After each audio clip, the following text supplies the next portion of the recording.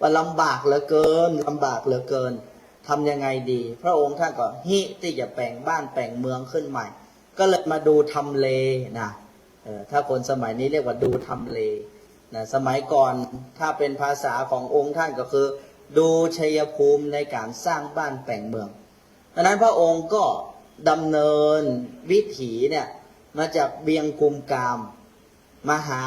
ดูที่ดูทางญาติโยมท่านทั้งหลายที่ไหนนอที่ไหนนอกพอจะแปลงบ้านแปลงเมืองใหม่ขึ้นมาพระองค์ก็ย่างจากนี่เวียงกุมกามเข้ามาสู่สถานที่แห่งนี้ตอนนั้นยังไม่เป็นอะไรก็ยังเป็นป่าเป็นเขาเป็นพื้นที่ของเมืองแม่ละมิงพื้นที่ของชาวล้วพื้นที่ของพ่อขุนหลวงวิลังคะพระองค์ก็มานอนอยู่ที่นี่โยมตามประวัติศาสตร์กล่าวว่าพระองค์เนี่ยในฐานะบรมกษัตริย์เนี่ยจะนอนที่ไหนเนี่ยไม่ใช่เรื่องง่ายๆแต่พระองค์ประทับพักที่นี่เนี่ยถึง3 ราตรีด้วยกันพงศาวดารประวัติกล่าวไว้อย่างนั้นพักอยู่ที่นี่เนี่ย3 ราตรีคิดที่จะสร้างบ้านแปลงเมืองใหม่ที่จริงแล้วที่นี่ยังไม่ใช่ที่สุดท้ายที่นี่เป็นที่แรกดำเนินจากนางรั้วนี่ก็ไปสู่อินทขินก็ไล่ไปเรื่อยไล่ไปถึงเชียงโฉมแล้วไปถึงเชียงมั่นตามรอยประวัติศาสตร์เป็นอย่างนั้นเพราะฉะนั้นที่นี่ก็เป็นจุดแรกที่พระองค์คิดที่จะหาแล้วก็ดูชัยภูมิในการสร้างบ้านแปลงเมืองหลังจากที่พระองค์ประทับพักที่นี่เสร็จเรียบร้อยเคลื่อนย้ายทัพไปที่อื่นโดยธรรมเนียมอยู่แล้วเนี่ยสันนิษฐานว่าเจ้านายมหากษัตริย์เมื่อพักอยู่ที่ไหนแล้วนอนอยู่ที่ไหนแล้วเนี่ยชาวบ้านเนี่ยไม่นิยมมานอนทับที่กษัตริย์เพราะฉะนั้นที่ไหนที่พระองค์เคยอยู่ที่นั่นก็จะกลายเป็นวัดเป็นอารามทั้งสิ้นเพราะฉะนั้นที่นี่จึงได้ชื่อว่าหนางรั้วเพราะว่าองค์พญามังลายมาประทับแล้วเอาหนางมาล้อมกั้นเป็นเขตพระราชฐานจึงชื่อว่าหนางรั้วตั้งแต่นั้นเป็นต้นมานี่เพราะฉะนั้นวัดยางกวงนี่เกี่ยวข้องกับองค์พญามังรายมหาราชโดยตรงทีนี้ประวัติยังไม่ได้กล่าวเพียงแค่นี้ประวัติในเรื่องของการพักทัพหรือว่าเป็นสถานที่พักเนี่ยยังไม่ชัดเจนเท่าอีกประวัติหนึ่งก็คือประวัติที่พระองค์ทรงปลูกต้นพระศรีมหาโพธิ์นี่อันนี้เนี่ยไฮไลท์สำคัญเพราะต้นพระศรีมหาโพธิ์นี้ตอนนั้นเล่ากล่าวกันว่าองค์พญามังรายมหาราชทรงดำริเมื่อสร้างบ้านแปลงเมืองแล้วจะทำยังไงให้ประชานาราชของพระองค์นั้นมีคุณธรรมและอยู่กันอย่างร่มเย็นเป็นสุขพระองค์จึงส่งสมณทูตไปเรียนพระไตรปิฎกโยมโน่นเมืองลังกาทวีปประเทศศรีลังกาปัจจุบันนะเอาแล้วทำไมไม่ไปอินเดียเพราะสมัย700 กว่าปีนั้นพุทธศาสนาที่อินเดียก็ไม่มีแล้วย้ายมาอยู่ศรีลังกาเพราะว่าโดนต่างศาสนาโดนคนนะพื้นที่ต่างศาสนาลุกลานหมดแล้วที่พุทธคยาอินเดียตอนนั้นยังไม่เจริญเอามาเจริญที่เมืองลังกาหรือว่าประเทศศรีลังกายุคปัจจุบันสมัยนั้นเนี่ยเป็นแหล่งรวมพุทธศาสนาที่ยิ่งใหญ่มากองค์พญามังรายมหาราชก็ทรงสมณทูตไปศึกษาพระธรรมที่ศรีลังกาโยมทุกท่านกล่าวกันว่าสมณทูตครั้งนั้นเนี่ยจำไม่ถนัดว่า4 รูปหรือว่า6 รูปนะแต่ประวัตินั้นมีถ้าโยมอยากจะรู้โยมก็ถาม Google ได้นะทีนี้เมื่อองค์พญามังรายส่งสมณทูตไปเรียนแล้วเรียนได้เรื่องแล้วกลับมาสมณทูตเหล่านั้นก็ลำลึกถึงพระมหากรุณาธิคุณขององค์พญามังรายทีนี้เมื่อลำลึกถึงอย่างนี้ก็คิดอยากจะนำเครื่องบรรณาการมาถวายแต่เป็นพระไม่รู้จะเอาบรรณาการอะไรมาให้กับกษัตริย์ของตนสมณทูตเหล่านั้นจึงนำหน่อพระศรีมหาโพธิ์มาด้วยหน่อพระศรีมหาโพธิ์ในโลกนี้ที่เก่าแก่ที่สุดคือหน่อพระศรีมหาโพธิ์ที่วัด เชตวันอินเดียและศรีลังกาในปัจจุบันเพราะกล่าวกันว่าต้นพระศรีมหาโพธิ์นั้นพระเจ้าอโศกมหาราชนำจากพุทธคยาไปปลูกที่ศรีลังกาโดยตรงที่เมืองอนุราชปุระอันนี้เป็นประวัตินะแต่อีกประวัติหนึ่งก็กล่าวว่าพระอานนท์นำไปนะเพราะฉะนั้นต้นพระศรีมหาโพธิ์นี้จึงเป็นหน่อพระศรีมหาโพธิ์ที่สำคัญเพราะว่าเป็นต้นพระศรีมหาโพธิ์ที่พระสัมมาสัมพุทธเจ้าทรงประทับนั่งตรัสรู้ในครั้งนั้นวันวิสาขบูชาพูดถึงวิสาขบูชาก็เดือนหน้าพฤษภาคมญาติโยมสาธุชนทั้งหลายเมื่อสมณทูตเหล่านั้นนำหน่อพระศรีมหาโพธิ์มาแล้วเนี่ยปรากฏว่านำมาหน่อเดียวเอาใส่บาตรมาเอาดินมาเอาบาตรมาข้ามน้ำข้ามทะเลนั่งสำเภาเรือใหญ่มาโยมทุกท่านมาถึงแผ่นดินล้านนานี้ปรากฏว่าหน่อพระศรีมหาโพธิ์ที่มีเพียงแค่หน่อเดียวเตรียมไว้เนี่ยแตกเป็น4 หน่อองค์พญามังรายมหาราชจึงล้ำลึกถึงสถานที่สำคัญในชีวิตโยมจำให้ดีนะต้นพระศรีมหาโพธิ์ทั้ง4 ต้นนี้ถือว่าเลอค่ายิ่งใหญ่มหาศาลแต่ตั้งใจจะปลูกไว้ในที่สำคัญในชีวิตของพระองค์4 ที่เท่านั้น1ปลูกไว้ที่ศรีถ้อยเมืองฝางด้วยเหตุอะไรไม่ทราบ2ปลูกไว้ที่เวียงท่าการสันปะตอง3ปลูกไว้ที่เวียงกุมกามช้างคำและที่สุดท้ายปลูกไว้ที่หนางรั้ววัดยางกวงปัจจุบันเพราะฉะนั้นญาติโยมสาธุชนท่านทั้งหลายวันนี้การพบกันของพวกเราทุกคนล้วนไม่ใช่เรื่องบังเอิญหากเป็นบุญนำพาวาสนานำส่งให้พวกเราทุกคนทุกท่านมาช่วยกันรักษาขอบเขตขันธสีมาทนุบำรุงพระพุทธศาสนาร่วมกันนี่เป็นบุญใหญ่เพราะนั้นวันนี้เราก็จะมาน้อมรำลึกถึงองค์พญามังรายมหาราชด้วยแต่องค์นี้องค์พระนเรศวรที่จริงแล้วก็ไม่ได้เกี่ยวแต่จะว่าอย่างนั้นก็เกี่ยวเพราะว่าพระองค์ก็เคยผ่านเมืองเชียงใหม่เราแต่ที่สำคัญที่สุดก็คือเป็นองค์เดียวที่อยู่วัดยางกวงของเราที่ทรงศีลที่ผ่านมาพวกเราทุกคนจะเห็นพระบรมรูปของสมเด็จพระนเรศทรงเครื่องกษัตริย์บ้างง้าวบ้างดาบบ้างแต่นี่พระองค์ทรงศีลมีที่เดียวในจังหวัดเชียงใหม่นั่นก็คือวัดยางกวงแห่งนี้ที่จริงแล้วเหตุปฐมที่ได้ร่วมกันสร้างก็เพราะว่าพระอาจารย์ได้รับหน้าที่ให้ดูแลสถานที่หนึ่งที่อำเภอแม่แตงเรียกว่าวัดราชครูซึ่งเป็นวัดที่องค์สมเด็จพระนเรศวรมหาราชพระองค์นั้นเคยประทับอยู่กับสมเด็จราชครูของท่านนั่นก็คือสมเด็จพระพันรัตน์หรือว่าองค์มหาเถรคันช่องแล้วก็ศึกษาล่ำเรียนปฏิบัติธรรมกับสมเด็จราชครูของท่านเพราะฉะนั้นญาติโยมสาธุชนท่านทั้งหลายวันนี้เราก็ถือโอกาสเป็นบุญใหญ่ที่พวกเราทุกท่านจะได้ร่วมอนุโมทนาสร้างบุญสร้างบารมีด้วยกันที่วัดยางกวงแห่งนี้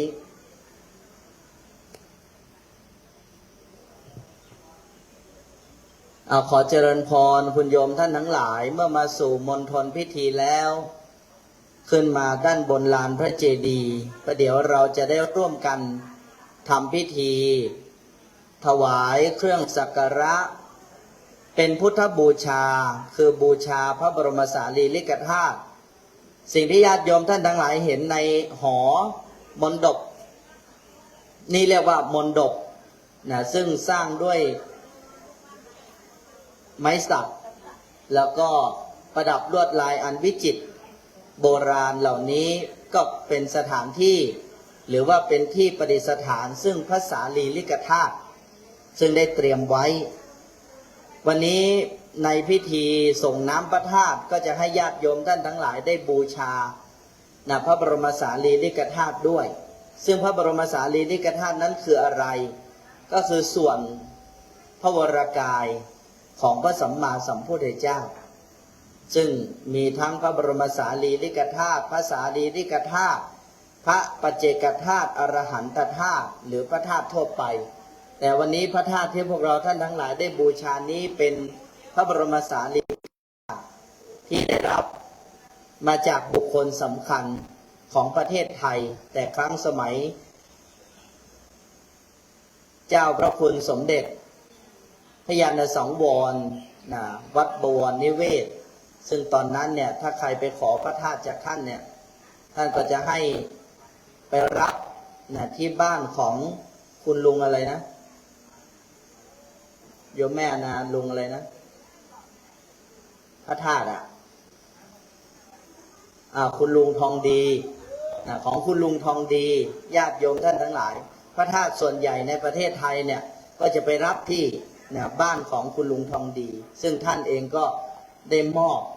ส่วนหนึ่งไว้กับวัดยางกวงซึ่งตอนนั้นเนี่ยจำได้ว่าเป็นช่วงที่เราได้ร่วมกันบูรณะพระธาตุแล้วก็ได้รับพระสารีริกธาตุนี้มาวันนี้พวกเราก็จะได้ร่วมกันส่งน้ำพระบรมสารีริกธาตุด้วยเพราะฉะนั้นพิธีในวันนี้เป็นพิธีสำคัญก็ขอให้ญาติโยมพวกเราทุกคนทุกท่านได้อนุโมทนาเรียกว่าทำบุญให้อธิษฐานทำทานให้ตั้งใจทำสิ่งใดก็จะสำเร็จผลถ้าจะเปรียบไปแล้ววันนี้ก็เหมือนกับเป็นวันเริ่มต้นก็เหมือนวันที่1 มกราคมเลยแต่ว่าชาวล้านนาก็ถือเอาวันที่16 เมษาเป็นวันปีใหม่เมืองเริ่มต้นสิ่งที่ดีงามของชีวิตอันนั้นบัดนี้อาตมาภาพคิดว่าพอจะสมแก่เวลาซึ่งพวกเราท่านทั้งหลายก็จะได้ร่วมกันประกอบพิธีในการถวายเครื่องสักการะเสียก่อนในเบื้องต้นก่อนจะเข้าสู่พิธีเจริญพระพุทธมนต์สาธยายพระปริตร่วมกันเพื่อความเป็นสวัสดิมงคลของญาติโยมทุกคนทุกท่านฉะนั้นญาติโยมสาธุชนท่านทั้งหลายก็ให้อนุโมทนานะตั้งใจบุญที่พวกเราทุกคนได้ร่วมกันกระทำและจะได้ร่วมกันทำต่อจากนี้ไปก็เป็นบุญที่สำคัญเป็นสิ่งที่เกื้อกูลกันทั้งหมดทั้งสิ้นอาตมาภาพก็ดีใจคนจะมากคนจะน้อยก็ดีใจอย่างน้อยๆท่านทั้งหลายก็ตั้งใจมาร่วมกันที่วัดยางกวงแห่งนี้พ่อนลินขึ้นมาด้านบนนะพ่อนลินขึ้นมาด้านบนอนุโมทนาสาธุชนญาติโยมทุกคนทุกท่านซึ่งประเดี๋ยวเราจะประกาศเทวดากันเสียก่อนเรียกว่าเทพพยดานี้ท่านก็มีมารยาทเหมือนคนนั่นแหละเชิญก็ไปไม่เชิญก็ไม่ไปถึงท่านจะอยู่ปลายไม้เนี่ยไม่เชิญท่านก็ไม่มานี่คนก็เหมือนกันใช่ไหมสมมติเราจัดงานที่บ้านเราไม่ได้เชิญใครจะกล้าไปไหมไม่กล้านะเทวดาเนี่ยเขายิ่งมีมารยาทยิ่งกว่าพวกเราอีกยิ่งกว่าคนอีกเพราะนั้นเราก็เป็นการบอกกล่าวแต่การบอกกล่าวนี่ไม่ได้เป็นการอ่อนวอนขอร้องไม่ได้เป็นการเขาเรียกว่าอะไรเรียกว่าอ้อนขอท่านไม่ใช่แต่สิ่งที่พวกเราทุกคนได้จัดเตรียมไว้เนี่ยเขาเรียกว่าอามิสทานเป็นอริยประเพณีมันเกิดจากอะไรพวกเราทุกคนจะต้องลำดับความสำคัญให้ถูกว่ามันเกิดจากความกตัญญูกตเวทิตามี2 อย่างคนในสังคมเราทุกวันนี้1ตั้งไว้เพื่อขออันนี้ไม่ใช่หลักของพุทธศาสนาประการที่2ที่ตั้งไว้อย่างนี้เพราะประพฤติปฏิบัติดีแล้วลำลึกถึงพระวิสุทธิคุณปัญญาที่คุณมหากรุณาที่คุณของพระองค์ท่านจึงตั้งไว้คือมันออกมาจากใจด้วยความกตัญญูมี2 ส่วนและพวกเราทุกคนมักจะอยู่ในส่วนไหนเวลาที่เราเห็นพิธีแบบนี้นี่เป็นเรื่องที่ละเอียดอ่อนจะว่ามีไม่มีสำคัญไม่สำคัญอยู่ที่เจตนาอยู่ที่เจตนาล้วนๆเพราะฉะนั้นพวกเราท่านทั้งหลายประเพณีวัฒนธรรมสิ่งดีงามเหล่านี้เป็นของดีไม่งั้นเขาไม่เรียกหรอกว่าอริยประเพณีนะ อริยะแปลว่าเจริญผู้เจริญแล้วด้วยไม่ใช่แค่ภายนอก แต่เจริญด้วยภายในคือจิตใจฉะนั้นคำว่าอริยประเพณีจะเป็นชื่อนี้ได้เนี่ยมันต้องเกิดแต่เหล่าพระโยคาวจรเจ้าทั้งหลายเพราะนั้นสิ่งเหล่านี้ที่พวกเราทุกคนได้ตั้งใจน้อมนำมาเนี่ยก็เป็นไปเพื่อบูชาพระวิสุทธิคุณคือความบริสุทธิ์ของพระสัมมาสัมพุทธเจ้าซึ่งความบริสุทธิ์ใดจะเสมอพระพุทธเจ้าไม่มีในโลกนี้บูชาพระปัญญาที่คุณอริยสัจสี่เกิดแต่พระสัมมาสัมพุทธเจ้านะที่ญาติโยมท่านทั้งหลายได้เห็นศาลาลายล้อมรอบเนี่ยพระพุทธรูปทั้งหมดเนี่ยคือพระพุทธเจ้า28พระองค์และมีพุทธประวัติแต่ละพระองค์ไว้ด้วยโยมว่างโยมก็อ่านดูพระอาจารย์เขียนไว้ให้หมดให้โยมได้ศึกษาไว้ว่าพระพุทธเจ้ากว่าจะตรัสรู้เนี่ยไม่ง่ายกว่าที่พวกเราทุกคนจะได้ทราบซึ้งเห็นพระธรรมของพระพุทธเจ้าโดยเฉพาะอริยสัจสี่เนี่ยอริยสัจสี่เนี่ยเป็นของประจำโลกแต่ไม่มีใครค้นพบพระพุทธเจ้าหนึ่งพระองค์เกิดมาแล้วเนี่ยจึงจะค้นพบอริยสัจสี่นี่เรานอบน้อมในปัญญาที่คุณและสุดท้ายนอบน้อมในพระมหากรุณาธิคุณวันนั้นเมื่อพระองค์ตรัสรู้แล้วเป็นไงโยมไม่เอาแล้วนะมาสอนแล้วโอ้โหมันยากเกินไปมันยากสำหรับมนุษย์มนาทั้งหลายทั้งปวงเกินไปแต่สุดท้ายใครมาอาราธนานะท้าวสหัมบดีพรหมเขาจึงมีบทสรพันยักษ์ท้าวสหัมบดีพรหมเป็นบรมในพรหมมาเนี่ยเห็นไหมอาราธนาพระพุทธเจ้าโปรดเหล่าเวนยสัตว์แล้วถามว่าเทวดาเนี่ยจะไม่สำคัญจริงหรือ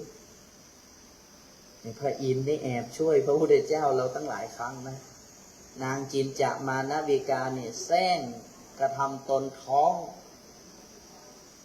ก็จะบิดเบือนกล่าวตู่พระสัมมาสัมพุทธเจ้าว่าท่านมัวกระทำอะไรอยู่ในเวลานี้ทำไมไม่ท่านไม่ดูลูกดู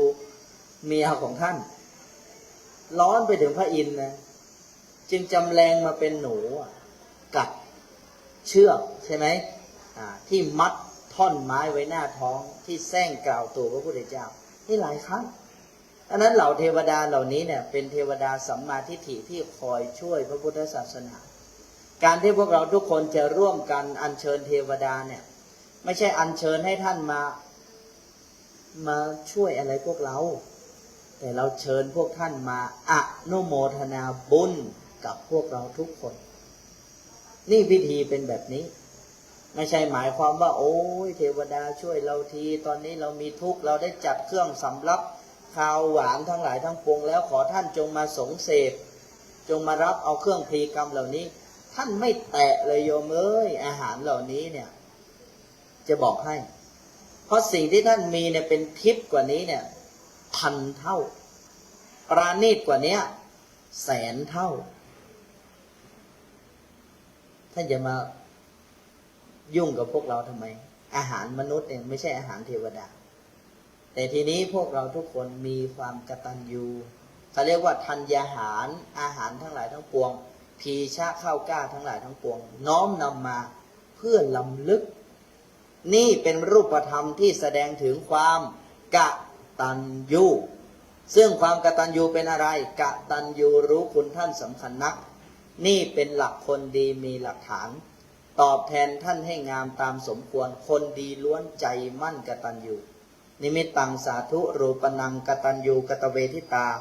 ความกตัญญูกตเวทิตานั้นเป็นเครื่องหมายของคนดีถ้าไม่มีกตัญญูเสร็จแล้วโยมเอ้ยโลกนี้อยู่ไม่ได้กันเพราะคนจะไม่รู้คุณกันอย่างวันนี้พวกเรามาร่วมกันเรารู้คุณกันเรารู้คุณกันเรานึกถึงกันเห็นไหมเราจึงเกื้อกูลกันเห็นไหมลงทานญาติโยมมาเนี่ยเพราะกตัญญูทั้งนั้นสิ่งที่พวกเรามาร่วมกันวันนี้เพื่ออะไรทั้งที่มีกี่วัดในจังหวัดเชียงใหม่ทำไมพวกเราถึงมาที่นี่ไม่ใช่เรื่องบังเอิญเป็นบุญทั้งนั้นอันนั้นบัดนี้พระอาจารย์จะนำพวกเราทุกคนเนาะ บูชาพระสารีริกธาตุก่อนในเบื้องต้นก่อนที่จะเข้าสู่พิธีซึ่งพระเถระครูบาอาจารย์จะเดินทางมาลูกเนนเอาบทปริตแล้วก็โทรศัพท์มาให้พระอาจารย์ที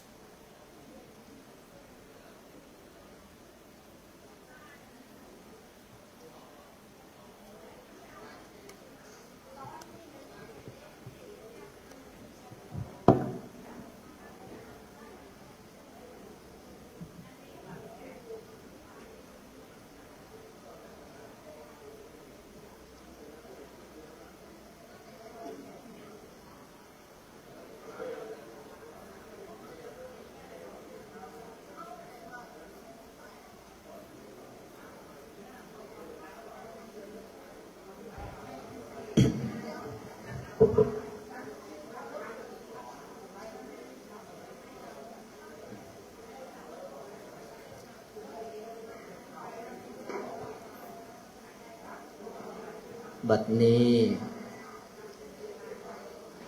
ได้มงคลโอกาสที่พวกเราท่านทั้งหลายจะได้ร่วมกันนอบน้อมพระคุณของพระสัมมาสัมพุทธเจ้านอบน้อมถึงพระวิสุทธิคุณพระปัญญาคุณพระมหากรุณาธิคุณของพระพุทธเจ้าลำลึกถึงพระธรรมอันยิ่งใหญ่ที่พระองค์ได้ตรัสรู้นั่นก็คืออริยสัจสี่รู้ทุกข์รู้เหตุแห่งทุกข์รู้ทางดับทุกข์และรู้วิธีการดับทุกข์สิ่งเหล่านี้เป็นของที่มีค่าหาประมาณไม่ได้แม้แต่เหล่าเทพพรหมเทวาทั้งหมดก็สรรเสริญและอนุโมทนาบัดนี้พวกเราท่านทั้งหลายจะได้ร่วมกันกระทำธรรมทานด้วยทายทานด้วยก็คือให้ทั้งธรรมเป็นทานให้ทั้งข้าวของทั้งหลายทั้งปวงเป็นทานและบัดนี้ได้มงคลโอกาสขอเจริญพรผู้แทน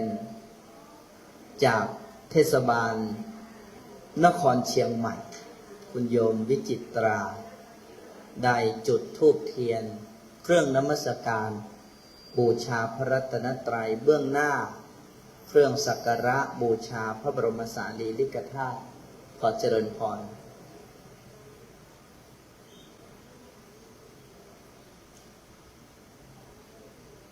พ่อชื่ออะไรชื่อพ่อชื่ออะไรชื่อ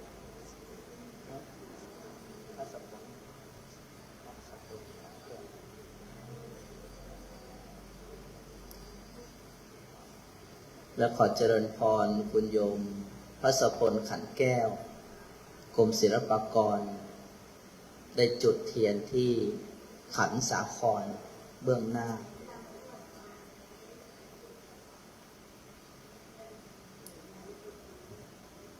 สาธุชนญาติโยมทุกท่านประนมมือขึ้นเจริญพรโยมพ่อพระสพลถือขันนี้ไว้ที่เก้าอี้นะนั่งอยู่ที่นั่งถือขันไว้ก็จะได้ถือโอกาสบอกกล่าวว่าเราจะบูรณะปฏิสังขรณ์พระประธานในร่มพระมหากรุณาธิคุณของพระบาทสมเด็จพระวชิรเกล้าเจ้าอยู่หัวพระเจ้าแผ่นดินรัชกาลที่10ประเทศไทยที่พระองค์ทรงมีพระมหากรุณาธิคุณอุปถัมภ์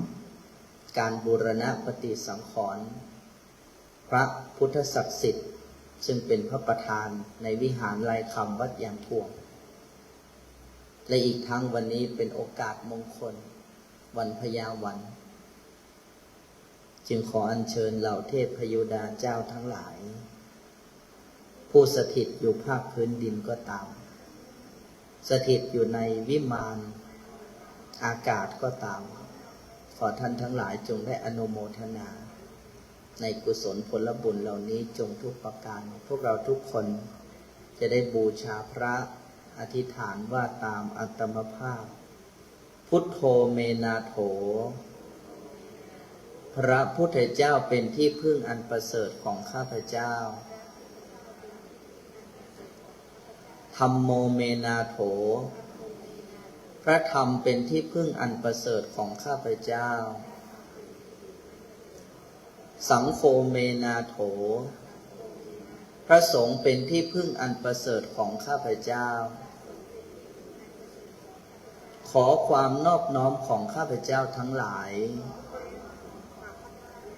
จงมีแด่พระสัมมาสัมพุทธเจ้าผู้ตรัสรู้ชอบได้โดยพระองค์เองข้าพเจ้าระลึกถึงพระพุทธเจ้า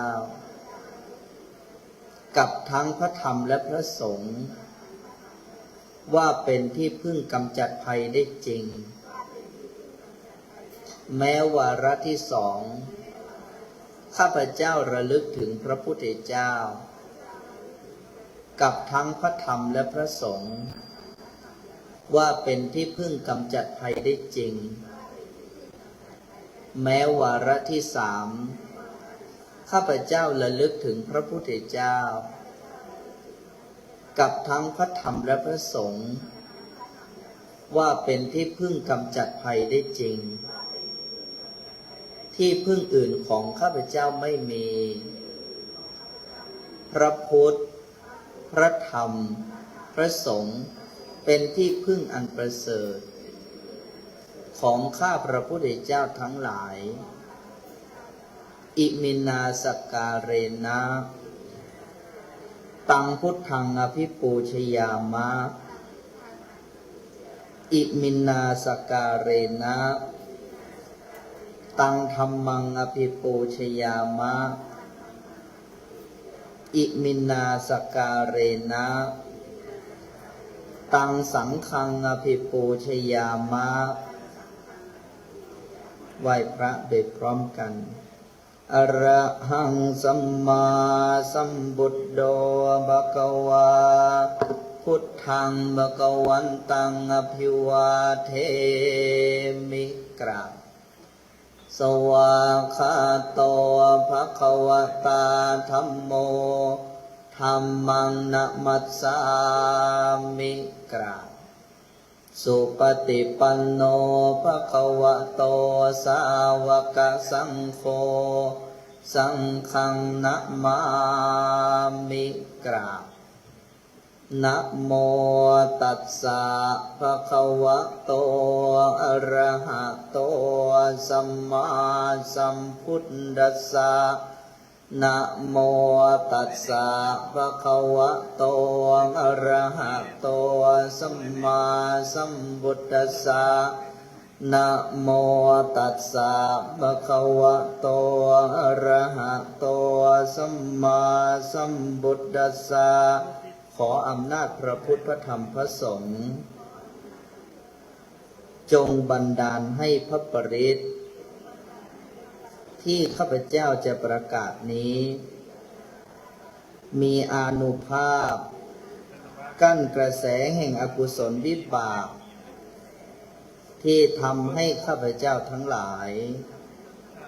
ได้รับความเดือดร้อนอยู่ในเวลานี้และจงเปิดทางให้กุศลวิบากนำผลมาแก้ไขให้ข้าพเจ้าหลุดพ้นจากความเดือดร้อนทั้งหลายทั้งปวงด้วยเถิดอิติปรมิตาติงสาอิติสัพพัญญูมาคะตาอิติโพธิมนุปปัตโตอิติปิโสจะเตนะโมอิติปิโสวิเศเสอิอิเสเสพุทธนาเมอิเมนาพุทธตังโสอิโสตังพุทธปิติอิพุทธมะอะอุทุกขังอนัตตาสัมปติจฉามิอิติสุขโตพระอรหังพุทโธนะโมพุทธายะปัทวีคงคาพระภูมิเทวาคัมมามิหังปิโยเทวะมนุสสานังปิโยพรหมานะมุตตโมปิโยนาคะสุปันนานังปินินทริยังนะมามิหังในระหว่างที่อัตมภาพจะได้ประกาศเทวดาลำลึกถึงคุณแห่งพระรัตนตรัยขอบรรดาพุทธบริษัททั้งหลายได้ประคองอัญชลีให้สวยหลับตาไว้ด้วยระลึกพระรัตนตรัยภายในจิตว่าพุทโธเมนาโถธัมโมเมนาโถสังโฆเมนาโถไปตลอดจนกว่าอาตมภาพจะประกาศเทวดานำลำลึกถึงพระรัตนตรัยเสร็จก็ขอให้ญาติโยมท่านทั้งหลายร่วมกันประพฤติภายในใจก็บุคคลใดที่มีพระรัตนตรัยในใจนั้นบุคคลนั้นย่อมพ้นจากภัยพานความสวัสดิมงคลทั้งปวงก็จะปรากฏทุกท่านอย่าลืมนะว่าเครื่องรับเครื่องส่งจะต้องเสถียรภาพพวกเราเองในฐานะเครื่องรับก็ต้องดีพึงทำใจของตนให้ปานประหนึ่งว่าภาชนะทองจะรองรับเอาความเป็นสวัสดิมงคลทั้งปวงให้ปรากฏแก่พวกเราทั้งหลาย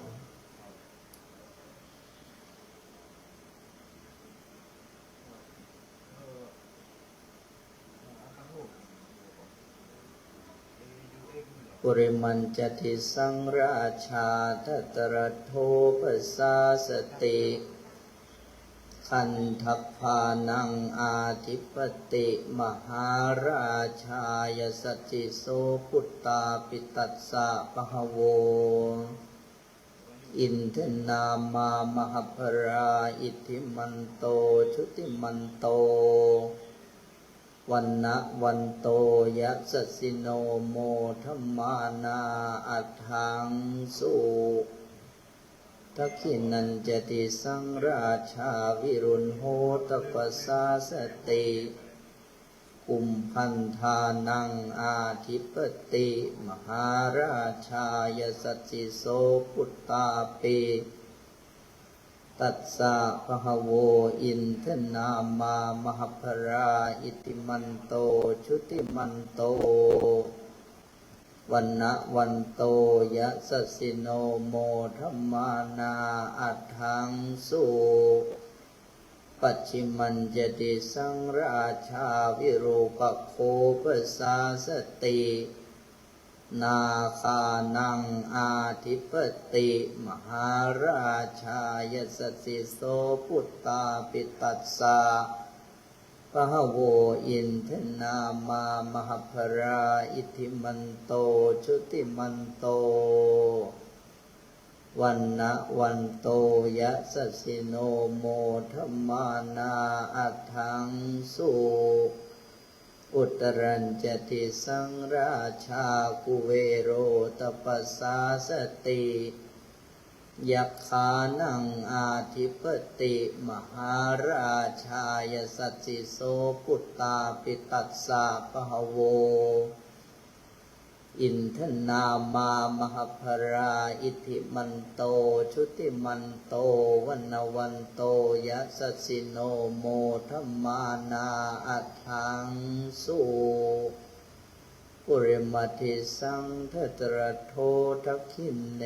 นวิรุณหะโกปัจฉิมเมนวิรูปโคกุเวโรอุตรังทิสังเจตารโรเตมหาราชาสมันตาจตุโรติสาทัตถลมานาอัฏฐังสุสัพเพกาเมจรูเปคิริสิขรตะเตจันตริเควิมาเนทีเปรเทเจคาเมตรวนะคะหันเนเคหวัตถุมหิเคเตภุมมาจิยันตุเทวาชระธระวิสเมยขะคันทัพพนาคาติทันตาสันติเกยังมุนิวรวจนังสาทโวเมสุนันโตธรรมัสสวนะกาโลอยัมภทันตาธรรมัสสวนะกาโลอยัมภทันตาธรรมัสสวนะกาโลอยัมภทันตา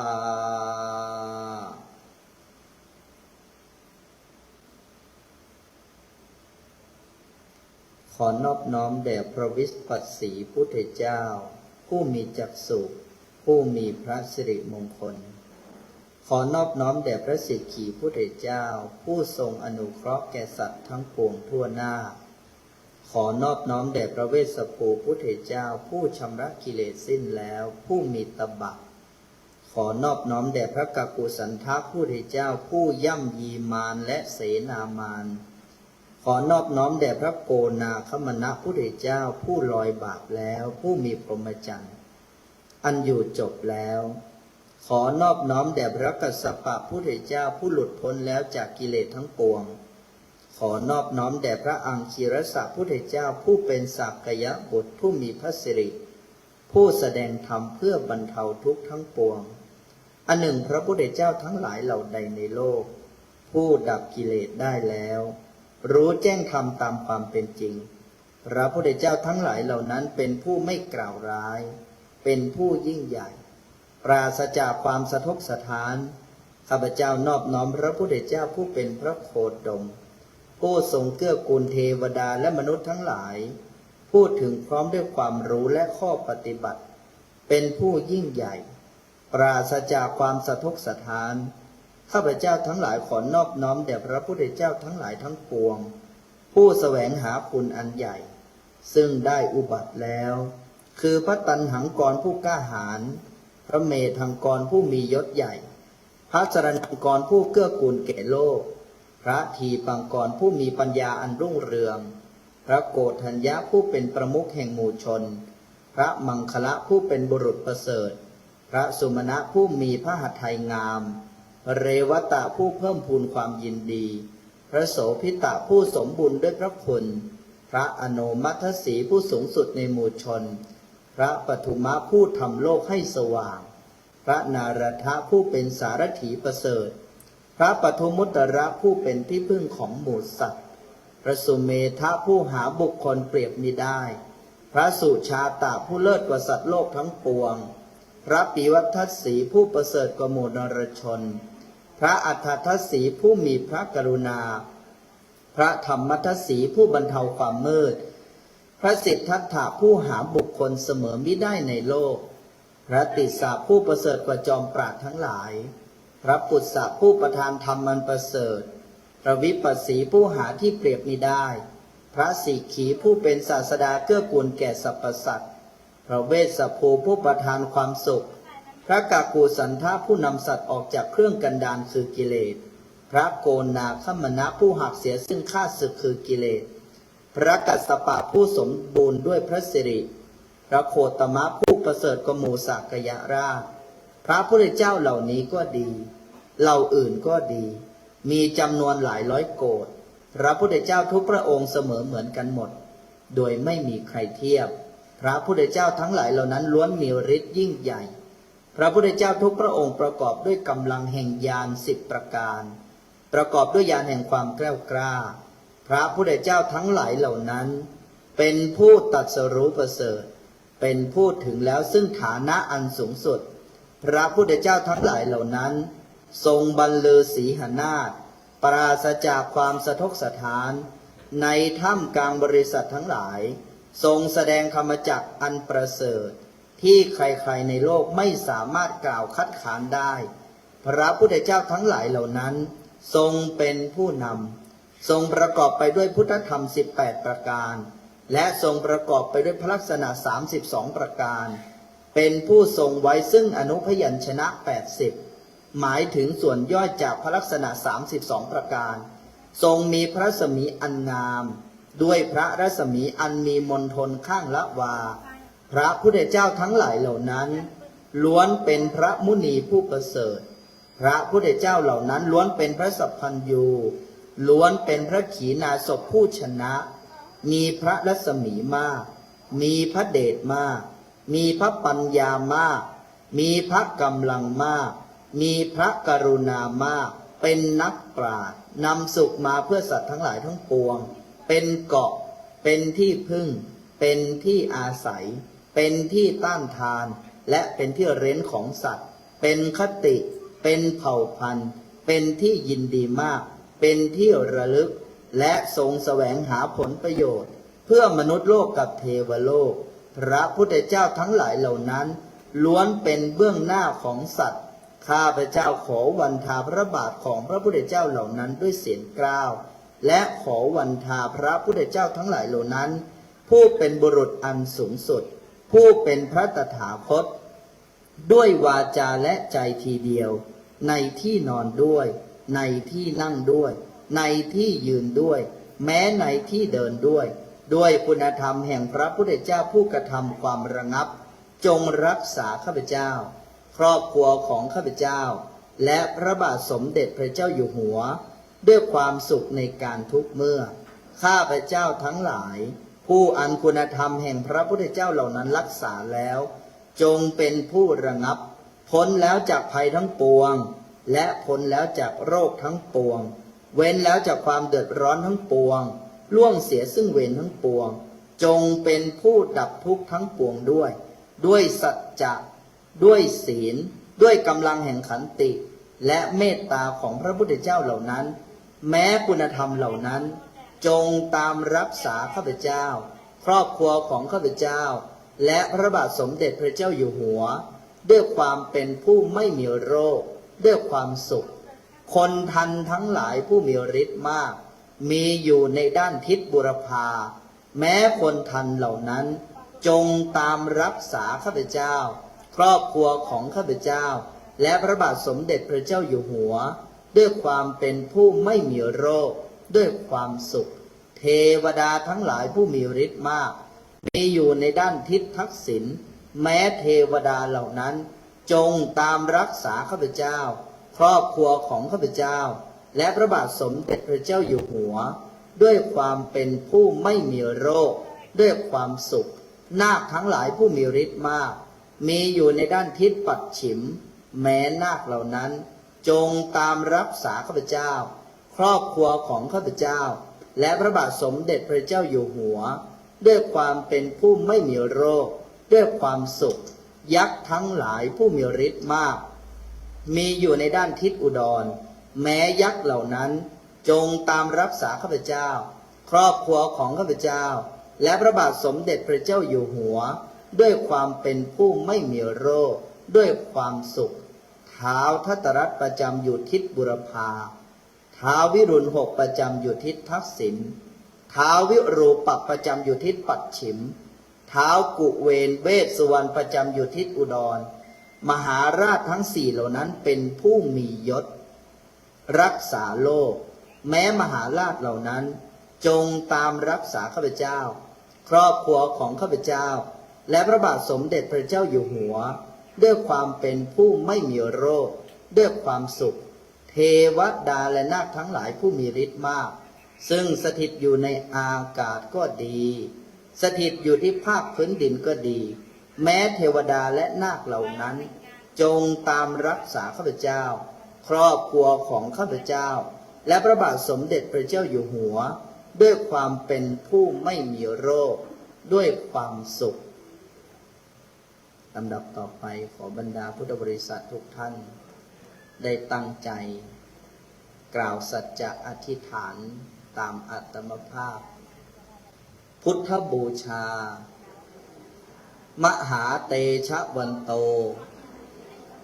ธรรมบูชามหาปัญญวันโตสังฆบูชามหาโพคาวโหติโรกนาถังอภิปูชยามิอิมังสูปะพยัญชนะสัมปันนังสาลีนังโภชนานังอุทธกังวรังพุทธัสสะปูเชมิข้าพระพุทธเจ้าทั้งหลายขอนอบน้อมถวายสักการะอย่างสูงสุดต่อพระสัมมาสัมพุทธเจ้าทั้งหลายทุกๆพระองค์พระปัจเจกพุทธเจ้าทั้งหลายทุกๆพระองค์พระธรรมพระอริยสงสาวกทั้งหลายทุกๆพระองค์ด้วยความเคารพนอบน้อมสุนันตุพลโตเทวสังคายโยข้าแต่เหล่าเทพพยุดาผู้มีฤทธิ์อันสถิตรักษาในอาวาสวัดยางกวงสถิตรักษาพระธาตุเจดีย์พระประธานในวิหารองค์พระเจ้าแสนแท้และท่านทั้งหลายผู้สถิตรักษาในขอบเขตขันธสีมาวัดยางกวงแห่งนี้ขอท่านทั้งหลายจงได้อนุโมทนาในความดีของพวกเราทุกคนที่ได้มีความกตัญญูกตเวทิตาลำลึกถึงคุณแห่งพระรัตนตรัยมีพระสัมมาสัมพุทธเจ้าเป็นประธานลำลึกถึงพระวิสุทธิคุณพระปัญญาคุณพระมหากรุณาคุณแห่งพระสัมมาสัมพุทธเจ้าผู้พิชิตมารบัดนี้ข้าพเจ้าทั้งหลายจะทำการมงคลใดขอสรรพกิจทั้งปวงเหล่านั้นจงครันสำเร็จผลขออนุญาตบรรพบุรุษทั้งหลายเทพพบุตรเทพพธิดาได้โปรดเมตตาก็บัดนี้เราทั้งหลายจะได้ร่วมกันบูรณะปฏิสังขรณ์พระปฏิมาประธานอันเป็นเครื่องลำลึกถึงคุณแห่งพระสัมมาสัมพุทธเจ้า ทั้งพระรัตนตรัยขอความเป็นสวัสดิมงคลจงปรากฏมีแก่ข้าพเจ้าและนายช่างทั้งหลายที่จะได้ร่วมกันบูรณะปฏิสังขรณ์ขอภัยมารทั้งปวงจงหลีกไปปัญจมาเลชิโนนาโถปัตโตสัมโพทิมุตตมังจตุสัจจังปกาเสสิธรรมจักกังปวัตตยิขอความเป็นมงคลจงมีแก่ผู้กระทำการบูรณะปฏิสังขรณ์และขอถวายเป็นพระราชกุศลเฉลิมพระเกียรติต่อพระบาทสมเด็จพระวชิรเกล้าเจ้าอยู่หัวผู้เป็นเอกอัครราชนูปถัมภกยอยกพระศาสนาทรงมีพระราชศรัทธาอุปถัมภ์วัดยางกวงทั้งการบูรณะปฏิสังขรณ์พระปฏิมาประธานขอพรทั้งปวงคือความดีความสุขจงปรากฏมีแก่พระเจ้าแผ่นดินผู้ทรงอุปถัมภ์อีกทั้งความดีทั้งหลาย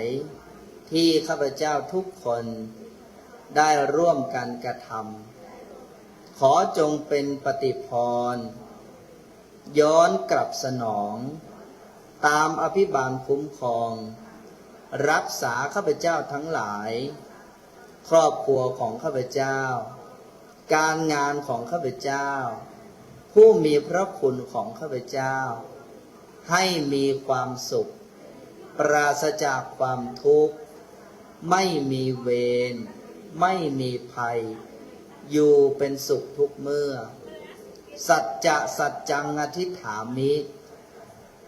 สัจจะสัจจังอธิษฐามิสัจจะสัจจังอธิษฐามิอิทังปุญญพลังบุญญาฤทธิ์อันใดอันเกิดแต่ความดีที่ข้าพเจ้าได้กระทำด้วยตัวของตนทั้งกายวาจาใจนับแต่อดีตจนถึงปัจจุบันขอแปรสภาพเป็นข้าวทิพย์น้ำทิพย์วิมานทิพย์อาภรณ์ทิพย์และความสุขจงปรากฏมีแก่ชาวทิพย์ทั้งหลายเทพพยุดาทุกพระองค์ตั้งแต่จตุมหาราชิกา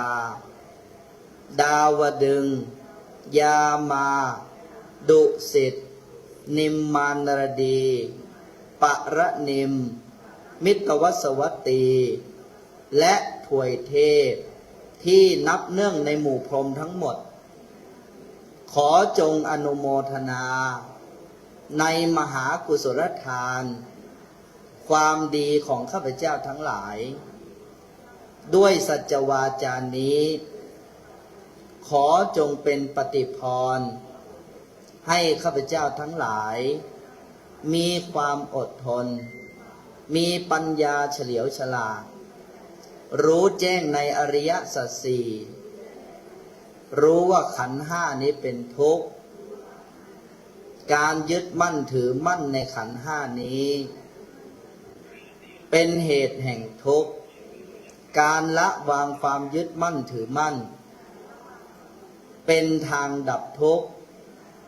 และการมีสัมมาทิฏฐิเจริญอริยมรรคมีองค์แปดเป็นวิธีการดับทุกข์ขอมรรคผลพระนิพพานจงปรากฏมีแก่ข้าพระพุทธเจ้าทั้งหลายด้วยอำนาจแห่งบุญกุศลทั้งปวงจงทุกประการพุทธังอธิษฐามิธัมมังอธิษฐามิ สังฆังอธิฐามิ กายกรรมสาม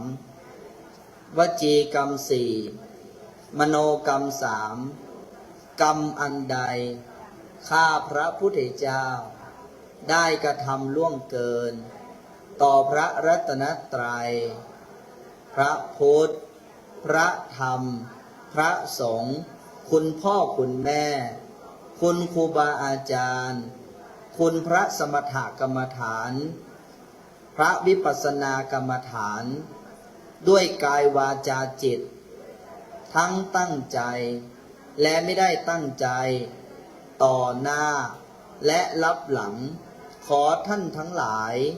ผู้มีพระคุณเหล่านั้นจงโปรดอดโทษอโหสิกรรมแก่ข้าพเจ้าในการนี้พุทธังอโหสิธัมมังอโหสิสังฆังอโหสิพุทโธอรหังอรหังพุทโธท้าวเวสสุวรรณโนพุทโธอรหังกัมมโตเมตังกัมมพันธนังชีวิตตังให้ไปจุติให้ทุกชีวิตทุกจิตวิญญาณจงไปผุดไปเกิดเมตตาคุณังอรหังเมตตานะเมตินะเมตินะเมติสิทธิกิจจังกิจจานุกิจอันใดอันข้าพระพุทธเจ้าทั้งหลายได้บำเพ็ญทุกกรณียกิจขออย่าขัดข้องแรมนานเลยนาสิทธิกรรมังการงานพดุงบำรุงรักษาอย่าเลิกอย่าลารวยช้าสิทธิพันเถิดนาสิทธิการิยะตถาคโตองค์สมเด็จพระสันเพชรพระเดชมอดม้วยไพมานฉันใดขอข้าพระพุทธเจ้าทั้งหลายจงนิราศคลาดแคล้วจากพยันอันตรายฉันนั้นทุกประการสิทธิเตโชชโยนิจจังเดชอำนาจวาสนาบารมีแผ่ไปทั่วทั้งผองอริสยองหย่อนห้าวจงมีชัยทุกด้าวปราบล้างภัยลีสิทธิลาโภนิรันตลังราชลาภทุกสิ่งสรรจงนิรันดร์หลั่งล้นเหมือน1 นาทีทานทนอย่ารู้ขาดศูนย์เลยนาสัพพสิทธิพระวันตุเตขอสัพพมงคลจงปรากฏมีแก่ข้าพระพุทธเจ้าทั้งหลายทุกทิพาราตรีการเทินขอเจริญพรโยมพ่อได้นำขัน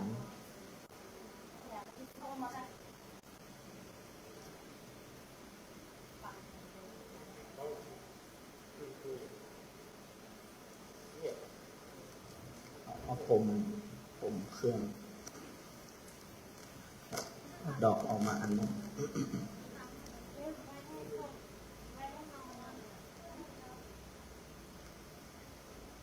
ยานิทัพปูตานิสมาคตานิปุมมานิวายานิวะอันตริเคตันทากตังเตวมนุสัมโปจิตังบุตตังนมัสสามสวติโหโตยานิทัพปูตานิสมาคตานิปุมมานิวายานิวะอันตริเคตันทากตังเตวมนุสัมโปจิตังธัมมังนมัสสามสวติโหโตยานิดาบูตานิสมากตานิปุมมานิวายานิวะอันตเรเคตตากตังเตวมนุสปูจิตังสังฆังนมัสสามสุวติโหโต กรณียมัตตกุสเรนยันตังสันดังบัตังอภิสมเมจะสกโกอุชุจสุหุชุจสุวโจจะสมุทโธอนัตติมานีสันตุสโกจะสุภโรจะปกิจโจจะสันโลกวุติสันตินตรโยจะนิปาโกจะอปกัปโปกุเรสุอนันุกิจโทนจะกุตังสมาจเรกินจิเยนะบินยูปเรอุปาวัตยงสุขีโนวาเคมิโนหนตุสัพเพสัตตาภวันตุสุกิตตานปโรปรังนิคุเปตานาติมัญเยทากตจินังกินจิพยโรสนาปฏิกาสัญญานัญญมัญญสาตุกมิเชยมาตายธานิยังปุตตังอายุสาเอกปุตตัมมนุรักเขเอวัมปิสัพพุเตสุมาณสัมภวเยอปริมาณังเมตัญจะสัพพโรกัสมิงมานะสัมภวเยอปริมาณังอุทังอโทจติยัญจะอาสัมปาตังอเวรังอาสัพพตันติทันจรังนิสินโนวาสยโนวายวัตสาวิกตมิทโธเอตังสติงอติไทยพระมเมตังวิหารังอิตมาหูติตินจาอนุปกัมมสิรวาดัสเนนะสัมปันโนกาเมสุวินยเกตังนิหิจตุกัปสยังปุณเรเตเตกรณียเมตตาสุตังนัตถิเมสรนังอัญญังบุตโตเมสรนังวรังเอเตนะสัจเจนะสุวัติโหตุนัตถิเมสรนังอัญญังธัมโมเมสรนังวรังเอเตนะสัจวัจเจนะโหตุเตเจยมังครังนัตถิเมสรนังอัญญังสังโฆเมสรนังวรังเอเตนะสัจวัจเจนะโหตุเตเจยมังคลังภวตุสัพพมังคลังรักันตุสัพพเทวตาสัพพพุทธานุภาเวนัสทธาโสติภวันตุเตภวตุสัพพมังคลังรักันตุสัพพเทวตาสัพพธัมมานุภาเวนัสทธาโสติภวันตุเตภวตุสัพพมังคลังรักันตุสัพพเทวตาสัพพสังฆานุภาเวนะสัทธาโสติภวันตุเตอโรกยาปรมาราภาสันตุทิปรมังธนังวิสาสาปรมายาตินิพพานังปรมังสุขัง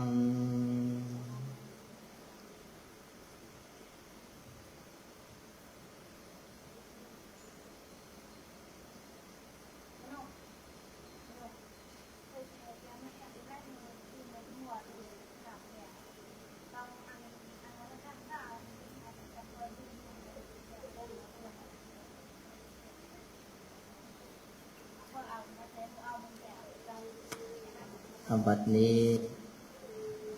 การประกาศเทวดาและได้ร่วมกันระลึกถึงคุณแห่งพระรัตนตรัย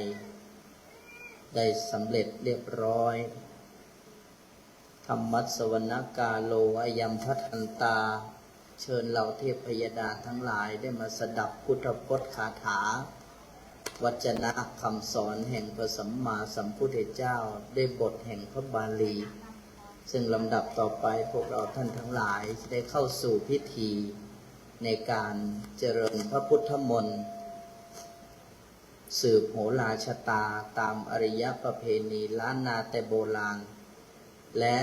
ทักษิณาทานอุทิศเป็นกตัญญูเชิดชูแก่เหล่าบุรพาจารย์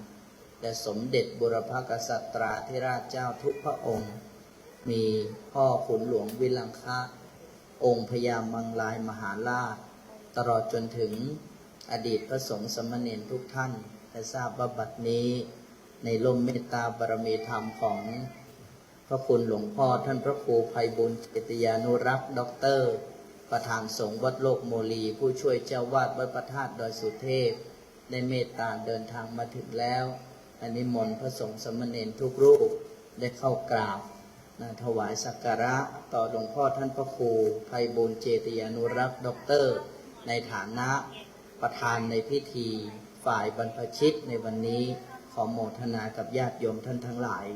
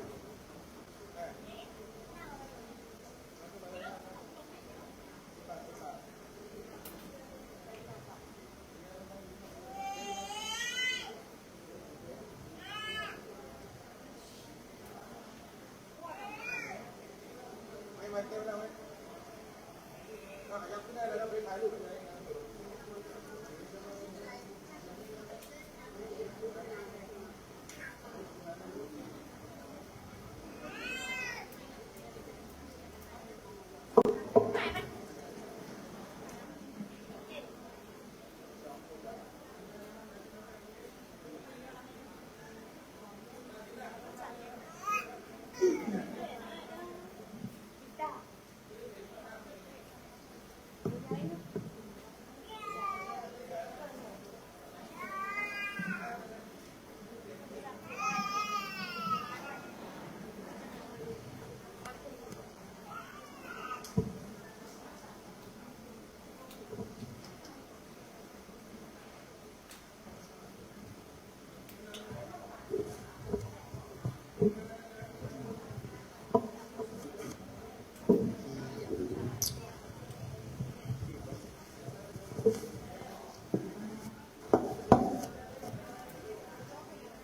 ราบให้ถึงปัญญา กราบพระธรรมให้ถึงความจริง กราบพระสงฆ์ให้ถึงความดี พระพุทธช่วยนำพระธรรมช่วยแต่ง พระสงฆ์ช่วยแจ้ง เราท่านทั้งหลายคือแหล่งธรรมแต่ความดี น้อมกราบถวายความเคารพในร่มเมตตาบารมีธรรมของสมเด็จครูไพบูลย์เจติยานุรักษ์ด็อกเตอร์ประธานสงฆ์วัดโลกโมลีผู้ช่วยเจ้าวาดวัดพระธาตุดอยสุเทพราชวรวิหารผู้เป็นปฐมอาจารย์แห่งกระผมอัตมภาพวันนี้หลวงพ่อท่านพระครูไพบูลย์ผู้มีคุณอย่างมากในชีวิตของพระอาจารย์เมตตาเดินทางมาเป็นประธานในพิธียังความปลื้มปิติให้เกิดขึ้นแก่ศิษยานุศิษย์ด้วยลำลึกถึง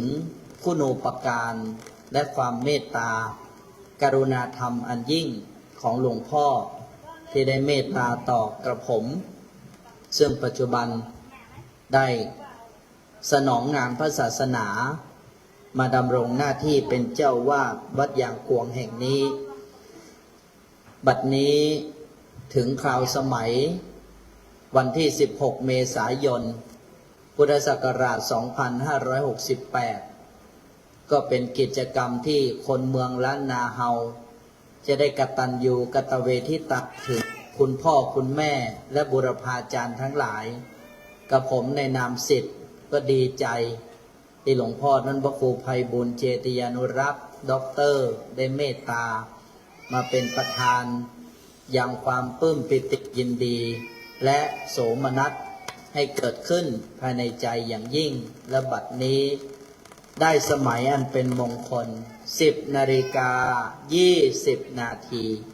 จะได้กราบอาราธนาเมตตาบารมีธรรมหลวงพ่อท่านพระครูไพบูลย์เจติยานุรักษ์ด็อกเตอร์ได้เป็นประธานนำพวกเราท่านทั้งหลายจุดธูปเทียนเครื่องนมัสการเบื้องหน้าพระบรมสารีริกธาตุแห่งพระสมณโคดมพุทธเจ้าขอกราบอาราธนาด้วยความเคารพอย่างสูงยิ่งครับ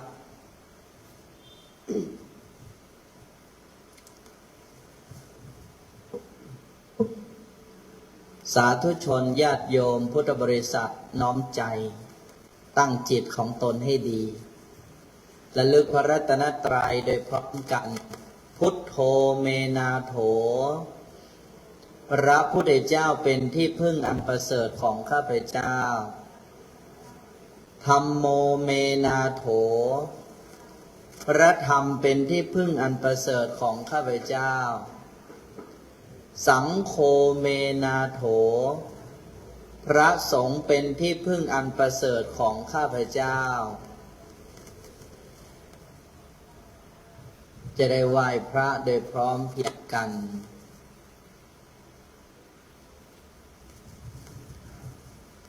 เมตตาธรรมหลวงพ่อมากล้นปรารภกับญาติโยมพุทธบริษัทวัดยางกวงโลกโมลีเป็นวัดพ่อวัดลูกหลวงพ่อนั้นเป็นผู้ให้กำเนิดแต่ไม่ได้คลอดอาตมานะแต่ท่านเลี้ยง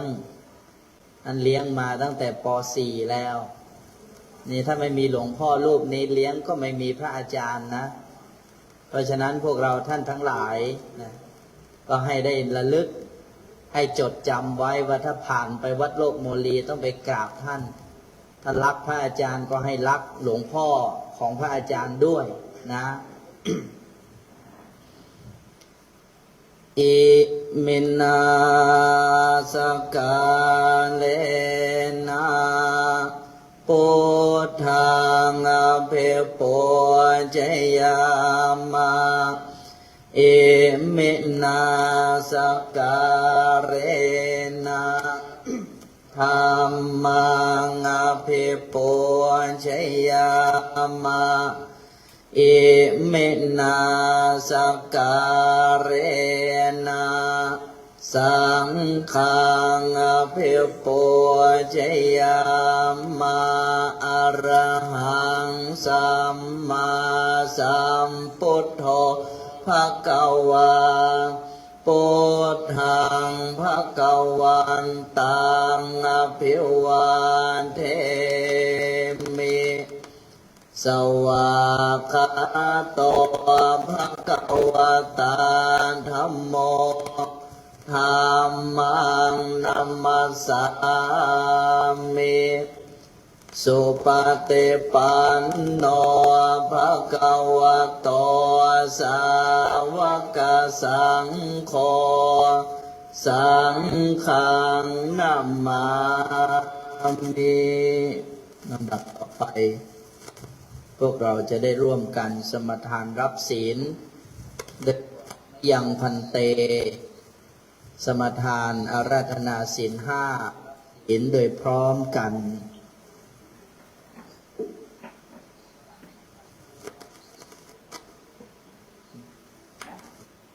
เอาโยมว่าพร้อมกันจะ1 2 3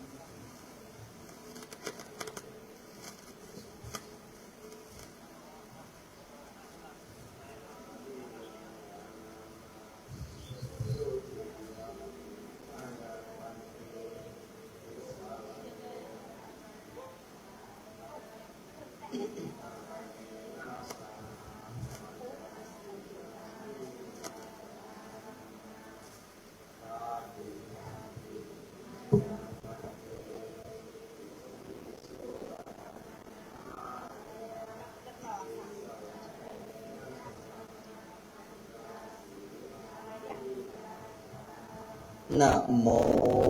ตัสสะภะคะวะโตอะระหะโตสัมมาสัมพุทธัสสะนะโมตัสสะภะคะวะโตอะระหะโตสัมมาสัมพุทธัสสะนะโมตัสสะภะคะวะโตอะระหะโตสัมมาสัมพุทธัสสะ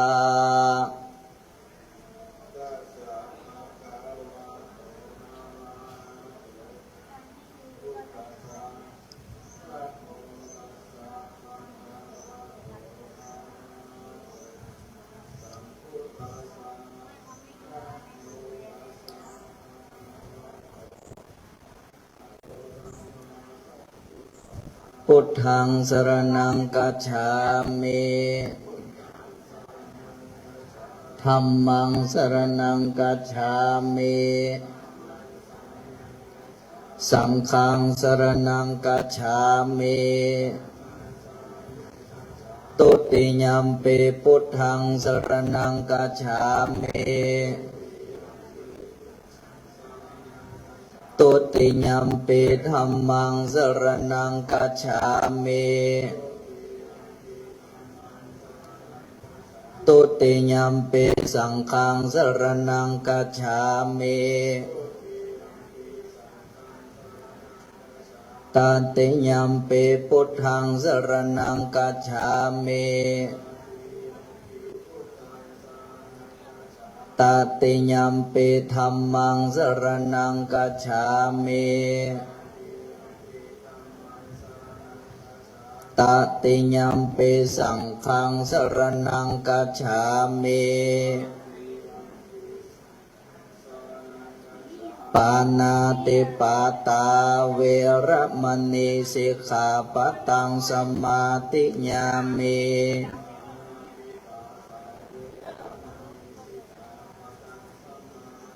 อตินนาตานาเวระมณีสิกขาปะทังสมาธิญามิ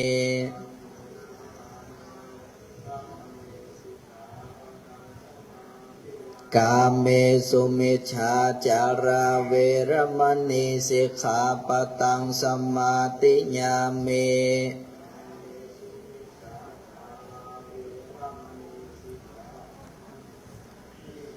มุสาวาตาเวรมณีสิกขาปะทังสมาธิยามิ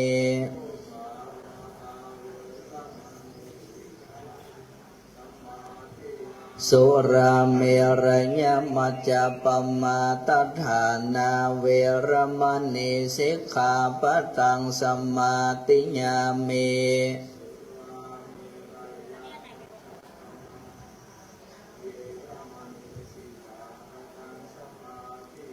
อิมานิปัญจสิกขาปทานิสีเลนะสุขติยันติสีเลนะโภคสัมปตาสีเลนะนิพุติยันติตัสสมาสีลังวิโสทะเย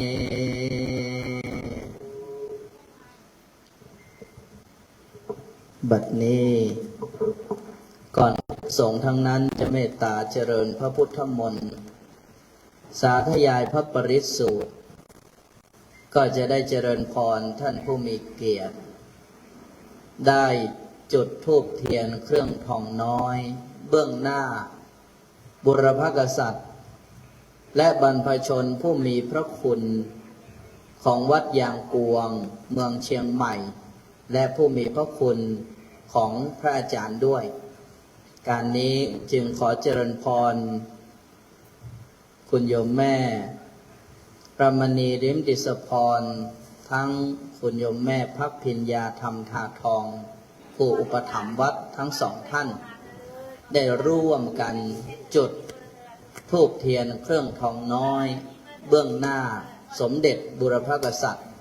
ซึ่งมีพระบรมรูปของพ่อขุนหลวงวิลังคะองค์พญามังลายมหาราชและสมเด็จพระนเรศวรมหาราชอีกทั้งบุรพาจารย์ซึ่งท่านทั้งสองเป็นผู้อุปถัมภ์วัดยางกวงของเรามาตั้งแต่ต้นตั้งแต่ครั้งที่พระอาจารย์เดินทางจากวัดโลกโมลีมาฟื้นฟูร่วมบูรณะวัดยางกวงแห่งนี้รัตนอุบาสิกาทั้งสองท่านคือคุณโยมแม่พักพิญญาธรรมทาทองและคุณแม่รมณีริมดิษพรก็ได้มาช่วยอุปถัมภ์โดยตลอดไม่ได้ขาด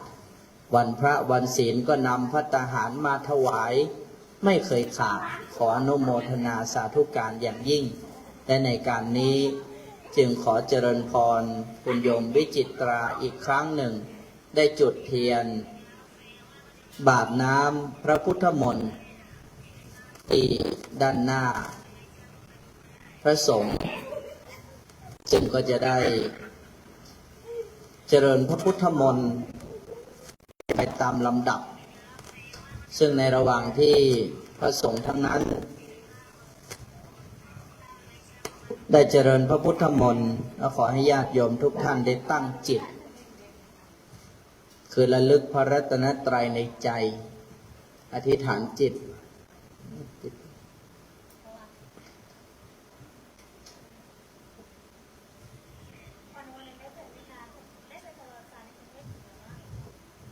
พวกเราท่านทั้งหลายตั้งจิต ก่อนที่สงฆ์ทั้งนั้นจะได้เจริญพระพุทธมนต์ก็ให้ทุกคนทุกท่านสำรวมใจให้จงดี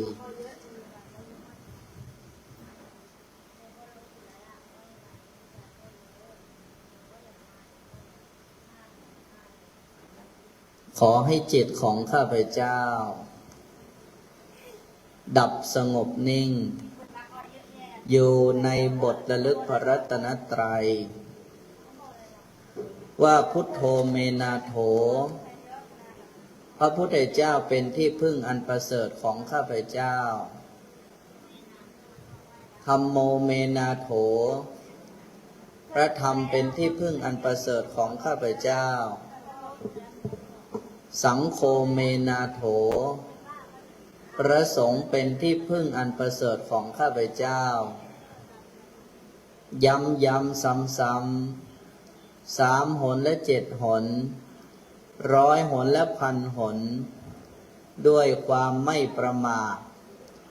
ตั้งแต่บัดนี้ เป็นต้นไปเถิ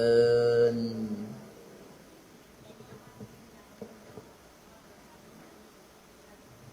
ปริตวานะเมตังสมเมตาปตันตาอวิกิตาจิตตาปริตังพนันโตสังเกกาเมจรูปเปกิริสิกรันตันเตจันตาลิเขวิมานเนทิเปรเทเจคาเมตรุวนากะหันเนเกหวัตุมหิเขเตภุมมาจายันตุเตวาจลทัลลาวิสมเมยัคขันตปนาคาติทันตาสันติเกยังมุนิวรวัจนังสาตาโวเมสุนันโตธรรมสวนาคาโลอายัมปะทันตาธรรมสวนาคาโลอายัมปะทันตาธรรมสวนาคาโลอายัมปะทันตาสมันตาจักวาเรสุเทวตาสัทธรรมังมุนิราชสาสุนันโตสกโมคาทังนะโมตัสสะภะคะวะโตอะระหะโตสัมพุทธัสสะนะโมตัสสะภะคะวะโตอะระหะโตสัมมาสัมพุทธัสสะนะโมตัสสะภะคะวะโตอะระหะโตสัมพุทธัสสะพุทธังอายุวันตานังชีเวตังยาวานิพพานังสารนังกัจฉามิธัมมังอายุวันตานังชีเวตังยาวานิพพานังสารนังกัจฉามิสังฆังอายุวันตานังชีเวตังยาวานิพพานังสารนังกัจฉามิตนเตยัมเปพุทธังอายุวันตานังชีวิตังยาวานิพพานังสารนังกัจฉามิตนเตยัมเปสังฆังอายุวันตานังชีวิตังยาวานิพพานังสารนังกัจฉามิตันเตยัมเปพุทธังอายุวันตานังชีวิตังยาวานิพพานังสารนังกัจฉามิตันเตยัมเปธัมมังอายุวันตานังชีวิตังยาวานิพพานังสารนังกัจฉามิตันเตยัมเปสังฆังอายุวันตานังชีวิตังยาวานิพพานังสารนังกัจฉา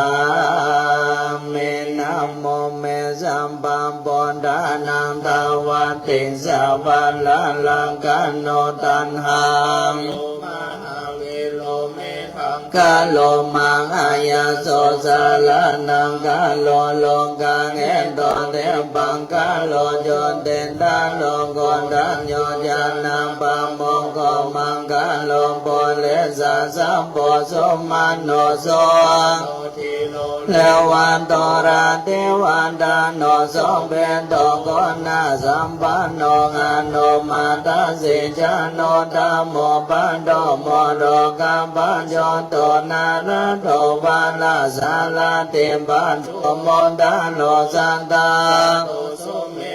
หังกัมบวงกาโลสัญญาโตสัมปะโลกัมโกเปญญาตาสินาลาสัมโพอัตตาสิกาโลเนโกดัมมาตาสิตาโมโนโตเสนาโตอาสัมโมโลเกเตโสจาวาระตังวโร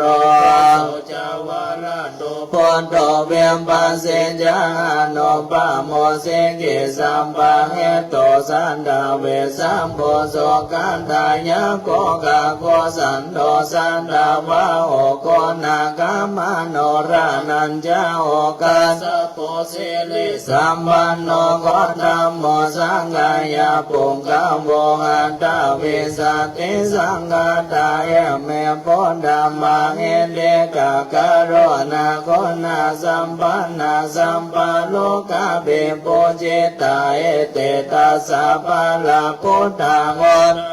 อังกัมปงกาลาเตเปสังกาโกนานาสุปินเตเยอามาตังปะตังเอเตโพธาเตตาจามังกาลาโอนเตสัมปะตังอันตาเวสันเตหังวันดาเมสัมปันดาเตสังยาเนนะสิเลนะกันเตเมตตาภะเลนะจาเตเปโนอะโนรักขันโตอะโลกาเยนะโสเกนะจาอันตาเวสติเมโกเทโยนะโลสาลานะกะโตกัปปะเนสัตตะสะสะเนโดกะติโสนะอันตาเวสะเตโพธาปาเรตังสาสานาสัจจโลกัสสะบุเดภวะโตสัมปะทาสะสะปิจโลกัญญาเทวะลังกันโตสัมปันทาสะติงอนโตโสเกสัมเปปะเลวะเลเงอัตตโนอเนกาสมานะหุนตุสหสัมเปยติเปราชาโตวาโจระมโนสัตโตวะอะมโนสัตโตวะอะเกโตวะโอตากะโตวะเปสัจจโตวะคาโนกะโตวะกันตากะโตวะนากันตาโตวะชนะปันตาโรกาสัตตมะโตวะอาสันเดเดโตวะอาสัมโพเรสันโตวะจันตังอันเตอาสัมมิงกะโกนาโคโกลาเงเวเจกะสันตปะเตอุณานาเปสัลละปุโมสิกะกะตะเมระภะกะตะมิปาริตาปานิธัมมะโพตานิโสหังนะโมภะคะวะโตนะโมสัตตานาสัมมาสัมพุทธานังอาเสวนาจัมปารานังปันติตานังจะเสวนาปูชาจะปูชานิยานังเอตัมมังคลามุตตะมังปะเตรูปะเตสาวะโสจัมปุเบจังกันตัมปุญญาตังอันทัสสัมมาปะเนเดนจาตัมมังคลามุตตะมังปะโหสัจจัญญาสิปัญจเนตาโยเจโสสิเกโตโสภะเสตาจายาจายตัมมังคลามุตตะมังมัตตะเบโตโพธานาราสะสังฆโออานาโคราชาตัมมังตะมังคลาตัมมังทานันจะธรรมจาริยัญจายาตกาทัญญาสังฆโออานาวัญจานิกัมมานิเอตัมมังคลามุตตะมังคลาติเวรติปะปะมัจจปานาจสัญญโมอะปะมะโดตัมเมสุเอตัมมังคลามุตตะมังคลาโวจานิวัตโตจะสันโตติจักกตัญญูตากาเลนะธัมมาสวานังเอตัมมังคลามุตตะมังคันติจะโสวาจะสัตตะสัมมานานัญจตัสสะนาเลนะธัมมาสกัจจาเอตัมมังคลามุตตะมังตะโปจะพระมจาริยัญจาเดยะสัจจานาตัสสะนังนิพพานาสัจจิเกริยาจาเอตัมมังคลามุตตะมังเอสโลกะธัมเมหิจิตังยาสานังกัมปะเตอาโสกังวิราชังเกมังเอตัมมังคลามุตตะมังเอตาดิสานิกะตวาสัพพะตะปะปะราชิกาสัมปันทาสนติกายันเตตันเตสังมังคลามุตตะมันเตมหามังคลาสนตังยังกินจิเวตังเอตังวะโหนังวะสังเก โสวายังรัตนังปานิตังนาโนสัมมาทิตาคาคาเตนะเอดัมเปโปเตลันตานังปานิตังเอเตนะสัจเจนะโสวะเตหนโตคายังวิลากังอามาตังปานิตังยาตัมสักกาสังกายโมนิสัมมาเอโอนาเตนะธัมเมนะสัมมาเดเกนเจธัมเมรัตนังปานิตังเอเตนะสัจเจนะโสวะเตหนโตคาพุทธเสโตปาริวันนาเยโสเจสัมมาเดมานาตาเรตัยมาโหสัมมาเดนะเตนะสัมโมนาปิจันเตธัมเมธัมเมรัตนังปานิตังเอเตนะเตนะโสวะเตหนโตเยปุคคลังอันตสัตตมัสสัตตจันตาเรตานิโยคานิหนเตเตรังกินายสุขันตัสสะสวะกาเอเตโสตินานิมหาบารานิเยรัมเบสังเกลันตานังปานิตังเอเตนะสัจเจนะโสวะเตหนโตเยสุปโยตมานาสาราเนนะเนกาเมโนโกดัมมัสสะสานามิเตปันเตอะมาตังวิไกหารันตโมตาเนบุติบุญญามานายดัมเบสังเกลัตานังปานิตังเอเตนะสัจเจนะโสวะเตหนโตกินังปุรานังนาวังนาทิสัมภาวาจิตายันเดเกภาวะสามิงเดเกนะเบจาเวโลนิจันดาเนปันเดเดรายาดายัมปะเดมโปเอดัมเปสังเกรัตานังปานิตังเอเตนะสัจเจนะสุวัตติหนโตเมตัญญาสัมปะโลกัสสมิมานะสัมภาวะเยอปาริมาณังโอดังอโนจติริยัญจาสัมปะตังอเวรังอาสาปิตัญจาลังนิสินโนวะสายโนวายาวะตัสสะเวกันตเมนโตเอตังสัตติงานเดตยามรัมมาเมตังเวหาลังเอตัมมังโหเดดินจาโนปะกัมมาสิรวะดัสสะเนนะปันโนกะเมโสเวนยาเกตังนายจันโตกัปปัสสยังปุณณเรติเตกาลเนยเมตตาโสตาปามโนปุณโนอาปามโนธัมโมอาปามโนสังโฆปามานานิสิลิสัพพะนิยาเอเปเตกะสัตตะปะเรโกนานาเบสาระเตกะกัตตะเมตตาตาเมปะเนตาปะเรกามันโตโมตานิโสตังนะโมภะคะวะโตนะโมอะระหังสัมมาสัมพุทธานังเอเตเปโสภะคะวะอะระหังสัมมาสัมพุทโธเวชาจารณะสัมปันโนสุขันโต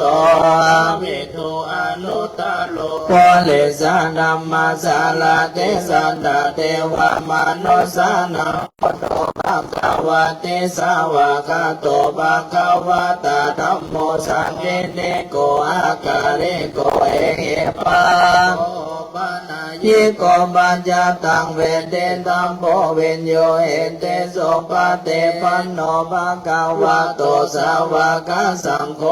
โจปะเตปันโนภะคะวะโตสาวกสังโฆญาญาปะเตปันโนภะคะวะโตสาวกสังโฆสัมเมเจปะเตปันโนภะคะวะโตสาวกสังโฆญาติทังจัตตาริปุริสโยกาเนอันตาปุริสปุกาลาเอสะภะกาสาวกสังโฆอาโหนายโยปาโหนายโยดังเกนายโยอัญชเลกาลานิโยอนุตตรังโลกัสสันเตยันตุเนเมตังอวามังการัญญโยจามานะโพสะโกนะสัสสะโตปะบังกะโอโตโส กันตัง พุทธานุภาเวนะเวนะสัมเมโตยันโตเนเมตังอาวะมังกาลัญจโยจามานาโพสะโคนาสันสันโตปะปังกาโหโตโสเปนะกันตังธัมมานุภาเวนะเวนะยันโตเนเมตังอาวะมังกาลัญจโยจามานาโพสะโคนาสันสันโตปะปังกาโหโตโสเปนะกันตังสังฆา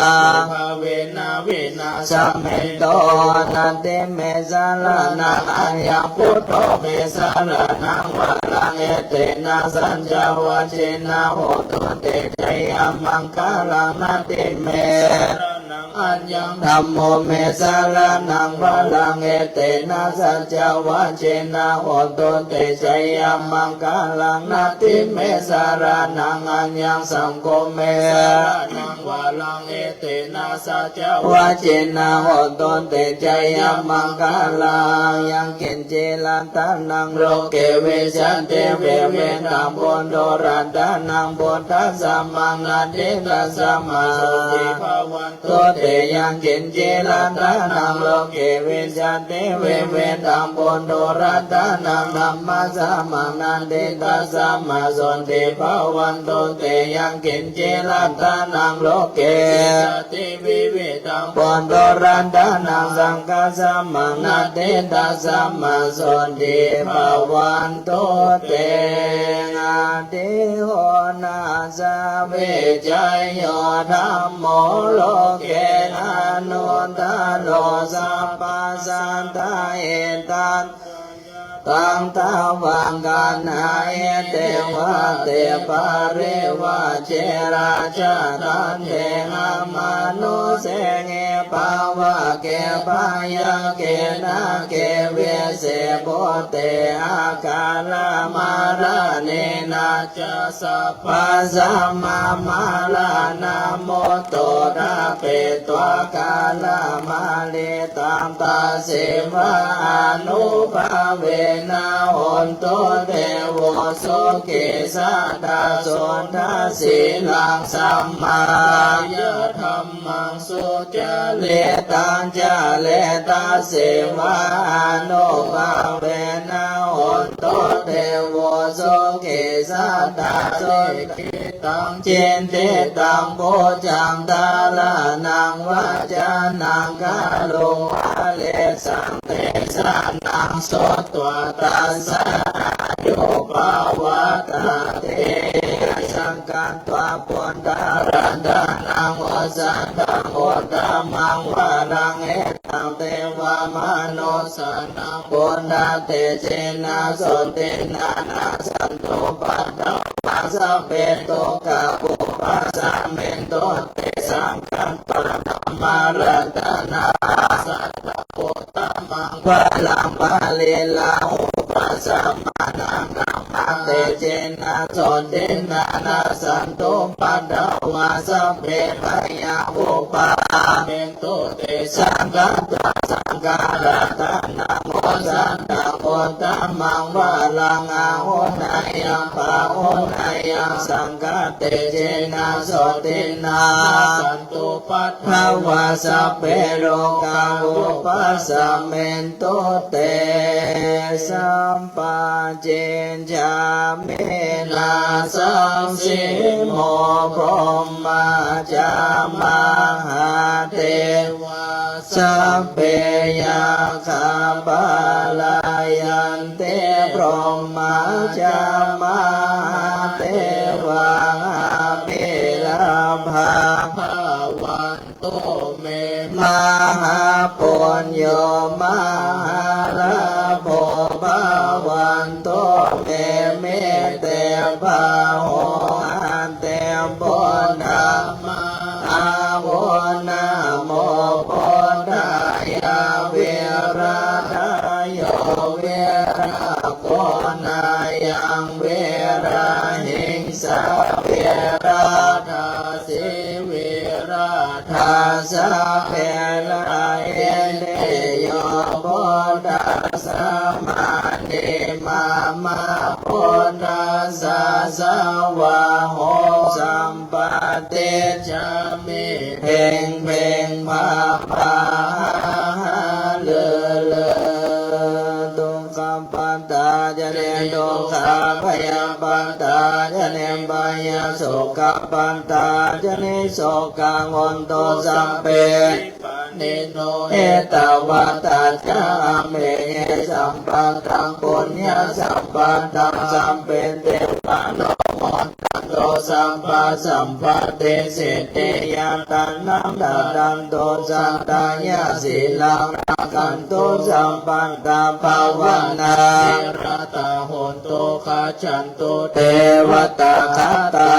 สัพเพพุทธาภรปัตตาปฏิกานังจายังพลังอาละหันตานังจะเต เชนา ละขังพันธามิสัพพะโสอโลกายาปารามาลาปัสสันตุเตปารามังทานังวิสาสะปามายาเตนิมปานังปาลมังโสขังขอเดชะคุณพระพุทธรัตน์กำจัดทุกข์เจริญสุขสิริศักดิ์มีหลักฐาน ขอเดชะคุณพระธรรมรัตน์กำจัดพาน ให้ไพศาลผุดผ่องพ้นผ่องภัย ขอเดชะคุณพระสังฆรัตน์กำจัดโรค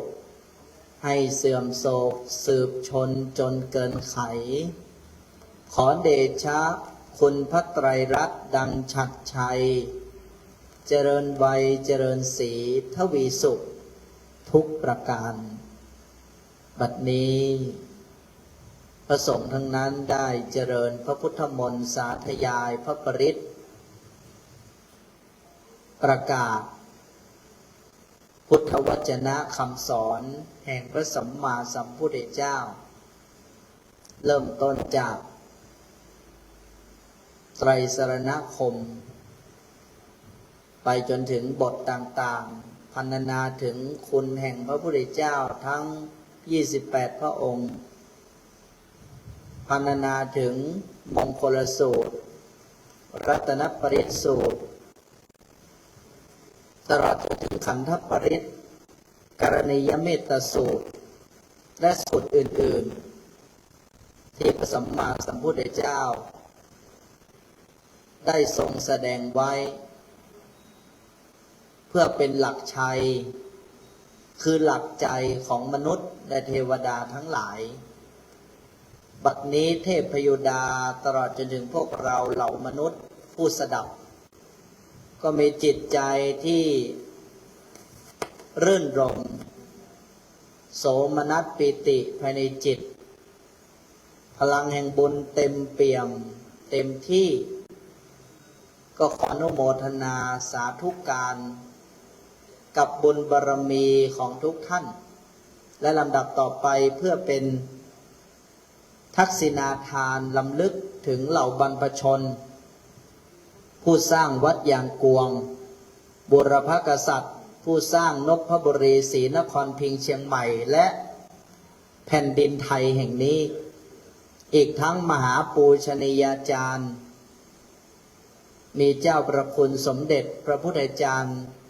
โตพรหมรังสีมีครูบาหม่อนเจ้าศรีวิชัย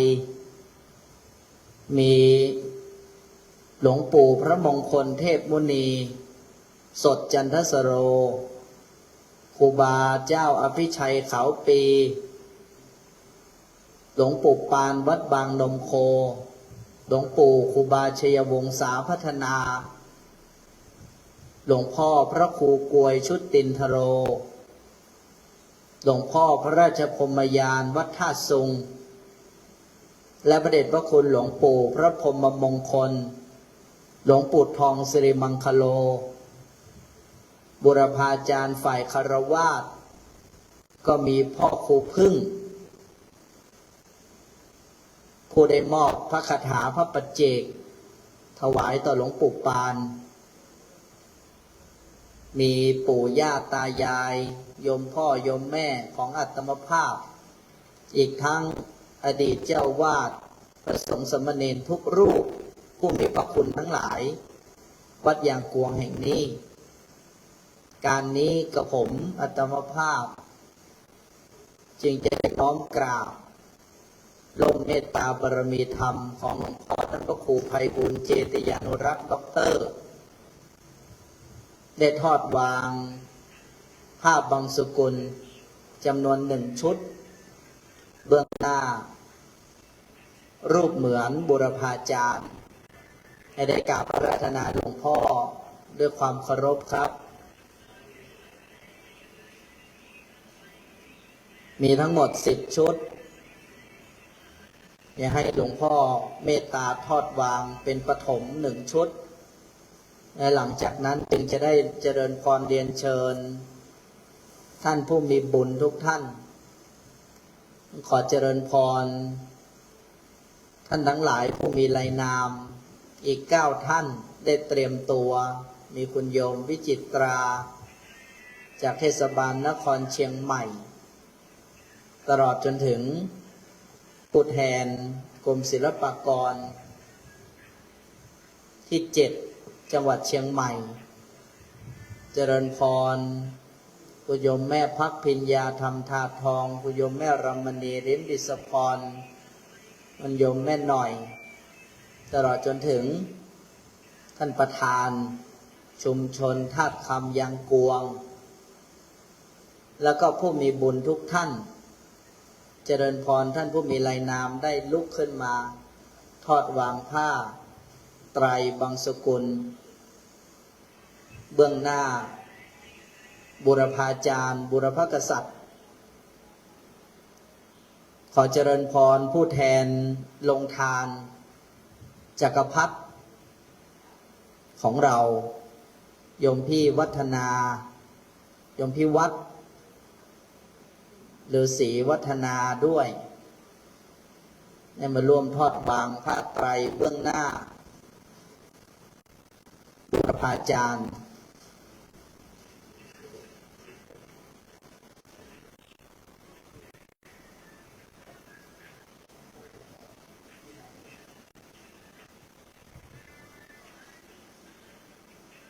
ขออนุโมทนาท่านเจ้าภาพวันนี้โยมพี่วัดเสื้อแดงเรืองฤทธิ์ได้เป็นผู้แทนพวกเราทุกคนทอดวางผ้าไตรบังสกุลได้ขอนิมนต์พระสงฆ์5 รูปพิจารณาผ้าไตรขอเจริญพรโยมแม่เจี๊ยบด้วยนะกรรมการวัดเจริญพรพ่อเตี๋ยผมชื่ออะไรนะสุทัศน์เดียวตระกูลพ่อสุทัศน์เดียวตระกูลเดี๋ยวนี้ลืมเตี๋ยไปอะไรเงี้ยได้ทอดวางผ้าคุณโยมประนมมือไว้นะร่วมกันส่งพลังใจให้ถึงแก่องค์พญามังลายและผู้มีพระคุณของวัดยางกวงเนาะและนึกถึงคุณพ่อคุณแม่ของพวกเราด้วยนะผู้มีพระคุณบรรพบุรุษ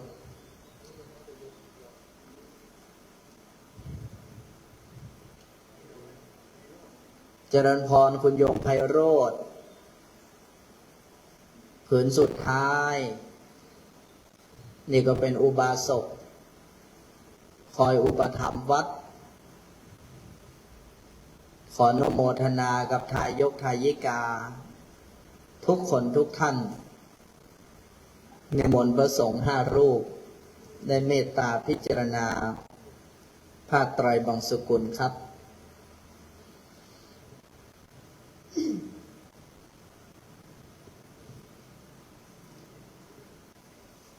ธาตุกรรมฐาน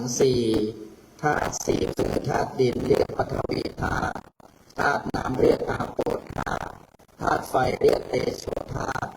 ธาตุลมเรียกวายโยธาตุธาตุอันใดมีลักษณะแข็งแข็งธาตุนั้นเป็นธาตุดินธาตุดินที่มีในกายนี้คือผมขนเล็บ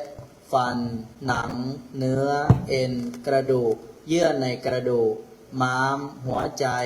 ตับพังผืดไตปอดไส้ใหญ่ไส้น้อยอาหารใหม่อาหารเก่าธาตุอันใดมีลักษณะเหลวเอิบอาบธาตุนั้นเป็นธาตุน้ำธาตุน้ำที่มีในกายนี้คือน้ำดีน้ำเสลดน้ำหนองน้ำเลือดน้ำมันเหงื่อน้ำมันข้นน้ำตาน้ำมันเปลวน้ำลายน้ำมูกน้ำไขข้อน้ำปัสสาวะ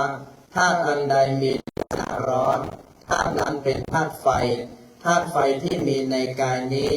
คือไฟที่ทำกายให้อบอุ่นไฟที่ทำกายให้ทรุดโทรมไฟที่ทำกายให้กระวนกระวายไฟที่ทำอาหารให้ย่อย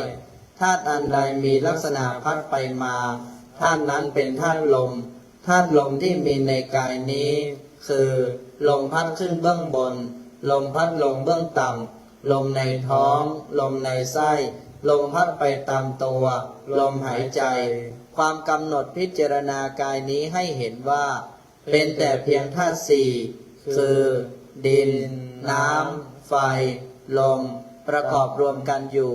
ไม่ใช่เราไม่ใช่ของเราเรียกว่าธาตุกรรมฐานอนิจจาวัฏสังขาราอุปาทวยธัมมิโนอุปาจิตวานิโรชันติ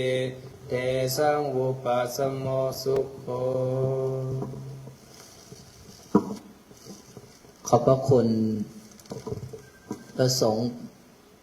ปัญจวัคทั้งห้ารูปที่ได้เมตตาพิจารณาพระไตรปิฎก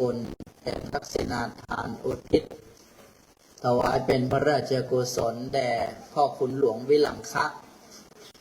องค์พญามังรายมหาราชตลอดจนถึงสมเด็จบุรพกษัตริย์ผู้ปกครองนพบุรีศรีนครพิงค์เชียงใหม่ผู้มีคุณต่อวัดอย่างปวงและลำดับต่อแต่นี้ไปพวกเราทุกคนทุกท่านจะได้ร่วมกันกล่าวคำถวายมหาสังฆทานพวกเราอย่าลืมว่าเมื่อวันที่11ที่ผ่านมาเราได้มีพิธีในการยกยอดฉัตรทองคำซึ่งตอนนี้ยอดฉัตรทองคำนั้นเราได้นำขึ้นไปประดิษฐานเหนือยอดพระธาตุแล้วเพราะช่วงที่เกิดแผ่นดินไหวยอดฉัตรทองคำคดงอจึงนำลงมาซ่อมแล้วเมื่อวันที่11ที่ผ่านมาได้ทำการบูรณะแล้วนำขึ้นประดิษฐานเรียบร้อยวันนี้พวกเราก็จะถือโอกาสถวาย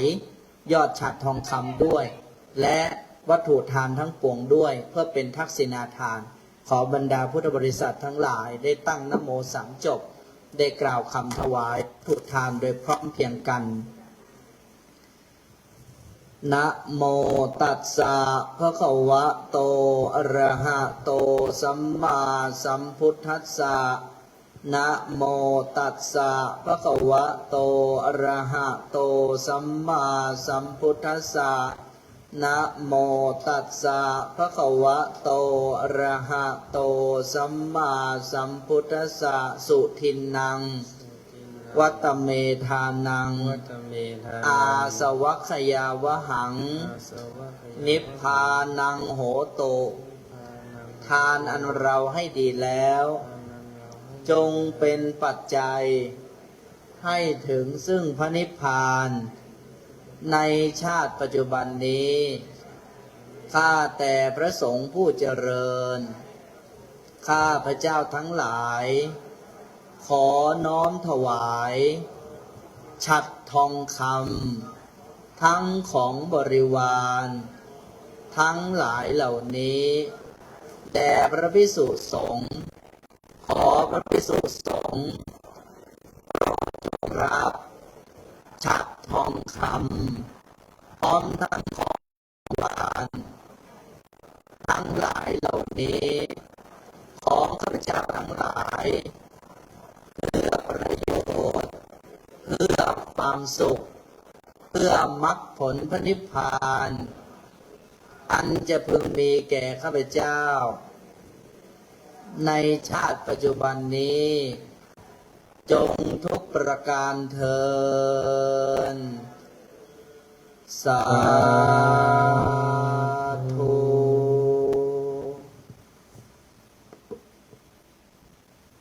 ขอเจริญพรคุณโยมวิจิตรา ในนามเทศบาลนครเชียงใหม่ผู้อุปถัมภ์กิจกรรม ประเพณีไหว้สาบารมีพระเจ้าเซนแซ่ส่งน้ำพระธาตุจอมสลีปุรินามหนังรั้ว ถวายราชสักการะองค์พญามังรายมหาราช ในประเวณีปีใหม่เมืองประจำทุกปี ซึ่งเทศบาลนครเชียงใหม่ได้รวมรับนโยบายนำส่งเสริมและอุปถัมภ์โดยตลอด เจริญพรคุณโยมวิจิตราเป็นผู้แทนคณะพวกเราทุกคน น้อมถวายวัตถุทานข้างหน้าพระสงฆ์นะคุณโยมนะ ก็คือเบื้องหน้าหลวงพ่อท่านพระครูไพบุญเจติยานุรักษ์ด็อกเตอร์หลวงพ่อประธานสงฆ์วัดโลกโมลี ผู้ช่วยเจ้าวาดวัดพระธาตุดอยสุเทพราชวรวิหาร ขอเจริญพรสาธุและลำดับต่อไปขอเจริญพรคุณโยมแม่รมณีริมดิษพรคุณโยมแม่พักพิญญาธรรมทาทองคุณโยมแม่หน่อย ตลอดจนถึงท่านประธานชุมชนวัดธาตุธรรมยางกวง ขอเจริญพรคุณโยมไพโรจน์เจริญพรโยมพี่วัดและคณะขอเจริญพรหลวงพ่อสุทัศน์เดียตระกูลแม่วิรวรรณแซ่แต้ขอเจริญพรคุณโยมแม่เจี๊ยบและขอเจริญพรคุณโยมพ่อรินจากกรมศิลปากรที่7จังหวัดเชียงใหม่อย่าเพิ่งประเคนนะโยมนะนั่งข้างหน้าก่อนนั่งข้างหน้าก่อน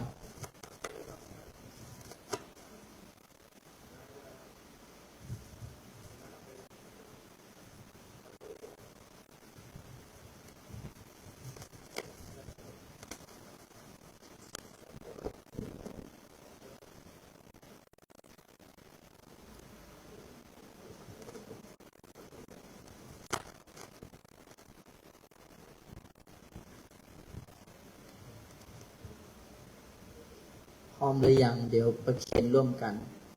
เริ่มแต่ละมันนี่มาเลยมาประเคนก่อนพวกเราสาธุขึ้นพร้อมกันดังๆ3 ครั้งสาธุสาธุสาธุอนุโมทามิขออนุโมทนาเป็นเจ้าภาพทุกท่านญาติโยมทุกคนและบัดนี้พิธีกรรมพิธีการทั้งปวงใกล้จะบริบูรณ์ก่อนที่พวกเราท่านทั้งหลายจะได้ร่วมกันสดับรับพรขอญาติโยมทุกคนทุกท่านได้ตั้งใจเรียกว่าตั้งโสตประสาทปานประหนึ่งว่าภาชนะทองอันจะคอยรองรับรสโอวาทอนุโมทนาคาถาจากหลวงพ่อท่านพระครูไพบูลย์เจติยานุรักษ์ด็อกเตอร์ท่านประธานในพิธีฝ่ายบรรพชิตในวันนี้ขอกราบอาราธนาหลวงพ่อด้วยความเคารพครับครับก็ยินดีเป็นอย่างยิ่งที่ได้มาร่วมพิธีขอโอกาสท่านเจ้าอาวาสผู้ปฏิบัตินวัดเพื่อนสิทธิวัตถี ซึ่งเป็นลูกศิษย์แต่เป็นเจ้าอาวาสแต่พระอาจารย์เป็นผู้ช่วยเจ้าอาวาสมันก็ขาดกันอยู่เสียงดังอีกหน่อยครับ เพราะว่า ตอนนี้ผู้ช่วยเจ้าวาดจะได้มากล่าวคำให้กับเจ้าวาดขอความเจริญในธรรมจงมีญาติโยมทั้งหลายที่มาร่วมในพิธีมหามงคลก็มีความยินดีกับท่านทั้งหลายในโอกาสที่ท่านพระครูประหลัดธีรวัฒน์ญาณสิทธิวัฒน์ได้กระทำสักการะบูชาแล้วหลักกรรมหัวครูบาอาจารย์ผู้ประสิทธิ์ประจักษ์วิชาตลอดครูบาอาจารย์ที่เคารพนับถือตลอดถึงอดีตเจ้าวาดผู้รักษากษัตริย์อันมีพยามังรายเป็นต้นเป็นประธานในการกตัญญูกตเวทีอันสูงส่งก็ขอถวายธรรมะอันเป็นข้อคิดและกลอนธรรมะเป็นกำลังใจและแสงนำทางแก่พระคุณเจ้าว่าผู้รู้คุณครูบาอาจารย์คือผู้เดินทางสายสูงเพราะไม่เพียงแต่รู้ธรรมแต่ก็ยังรู้รากแห่งธรรมไม่เพียงแต่บูชาคำสอนแต่ยังบูชาจิตที่สอนด้วยเมตตาการสักการะบูชาครูบาอาจารย์คือการหันใจกลับมาสู่จุดเริ่มต้นแห่งธรรมเพื่อไม่ลืมว่าผู้สอนมีคุณเท่ากับธรรมะที่เราเดินผู้ที่ดำหัวด้วยศรัทธาคือผู้ที่รดน้ำใจตนเองให้ชุ่มด้วยธรรมะเพราะฉะนั้นจึงก็ฝากคำกลอนว่าดำหัวครูบูชาจิตอันสายเย็นผู้เป็นเช่นร่มธรรมแผ่กว้างล่าศิษย์ก้มกราบด้วยใจพักศรัทธามั่นรักษาธรรมะคำครูมิให้ลืมพระครูทีเป็นผู้เปี่ยมด้วยเมตตาน้อมด้วยกายจิตอันปลื้มคุณแห่งครูจะหล่อใจให้ปลดปลื้มสว่างปลื้มในทางธรรมดุจแสงเทียนขอน้อมธรรมคือเมตตาปัญญาแท้เป็นดวงแก้วส่องทางไม่ให้เอียงปฏิบัติด้วยใจจริงไม่ต่างเตียงพาเพียรสู่แดนนิพพานอันปลอดภัยเพราะนั้นธรรมะประจำใจสั้นๆก็คือว่าผู้ที่มีครูในดวงใจย่อมไม่หลงทางแม้โลกนี้จะมืดมิดผู้ตอบแทนครูด้วยการปฏิบัติย่อมเป็นแสงสืบต่อแสงในธรรมะในจิตใจเพราะฉะนั้นขอให้ท่านพระครูและศิษยานุศิษย์ที่ได้กระทำการดำหัวหรือสักการะบูชาครูบาอาจารย์ในวันนี้ตรงตามเจตนาของพระคุณเจ้าทุกประการจึงขอกล่าวคำอีกคำหนึ่งนะว่าศิษย์ดีใดเทียมได้ครูชี้ธรรมพระคุณล้ำกว่าฟ้าและพื้นแผ่นมิใช่แค่คำสอนแต่ชี้แดนทำให้พ้นเวรกรรมทุกทั้งปวงศิษย์ใดก้มกราบด้วยใจแท้แม้คำแก้ก็กลั่นเป็นแสงสวงขอศิษย์เร่งภาวนาให้ยืนยงให้ทำตรงแด่ผู้ให้ไม่หลงทางเพราะนั้นการบูชาครูการไหว้ครูการระลึกถึงคุณครูบาอาจารย์ไม่ใช่เพียงการกราบไหว้แต่คือการเดินตามแสงที่ครูให้ด้วยใจวางครูคือผู้ชี้ธรรมคือผู้ให้แสงในเวลากลางคืนศิษย์ผู้แทนคุณคือผู้จุดแสงนั้นสืบต่อไปจงใช้ธรรมะเป็นประทีปส่องทางในเวลาทั้งกลางวันกลางคืนเพราะธรรมะหรือแสงเทียนแสงเทียนนั้นส่องเดินทางในเวลากลางคืนของคนโบราณฉันใดแต่ธรรมะเป็นประทีปส่องทางชีวิตทั้งกลางวันและกลางคืนจึงขอโมทนาสาธุขอให้พระครูรัตธีรวัฒน์ได้มีคุณความดีทั้งหลายเหล่านี้รักษาไว้ให้เป็นมีเหมือนครูเป็นผู้ส่องโลกสอนให้รู้ครูในทางธรรมสอนให้พ้น จากอาสวะกิเลสทั้งหลายขอให้ท่านครูทั้งทางโลกก็ดีที่ได้รู้อ่านออกเขียนได้และครูในทางธรรมสอนให้พ้นจากอาสวะกิเลสและการบูชาครูก็เป็นการบูชาที่สูงสุดผู้ปฏิบัติตามคำสอนนั้นอย่างแท้จริงนั้นการดำหัวไม่เพียงแต่กำชำระร่างหรือชำระใจให้สะอาดเท่านั้นแต่พร้อมที่จะรับธรรมะเป็นประโยชน์ก็ขอให้การไหว้ครูการบูชาครูในครั้งนี้ตลอดถึงบูรพมหากษัตริย์ที่สร้างวัดยางพวงสิบุรนางนางหัวที่นี่ขอบูรพกษัตริย์ทั้งหลายอดีตเจ้าวาดทั้งหลายจงได้รับรู้รับทราบในการที่เชิดถาประจานามัยการสักการวะในวาระนี้ก็ขอให้เป็นวาระแห่งวางอัตตาดังนั้นธรรมที่ครูชี้ให้ก็เพื่อให้เกิดแสงสว่างภายในขอให้ท่านพระครูและศิษยานุศิษย์ทั้งหลายได้รับพรอันประเสริฐคือคุณของพระรัตนตรัยคุณพระพุทธเจ้าพระธรรมเจ้าพระสังฆเจ้าคุณครูบาอาจารย์ทั้งหลายจงประสิทธิ์ประสาทให้มีความสุขให้มีความเจริญและญาติโยมทั้งหลายมีความเจริญในธรรมของพระสัมมาสัมพุทธเจ้าร่มเย็นเป็นสุขทุกทิศวาระตรีการด้วยเทินสาธุสาธุสาธุหลวงพ่อท่านพระครูไพบูลย์เจตยานุรักษ์ด็อกเตอร์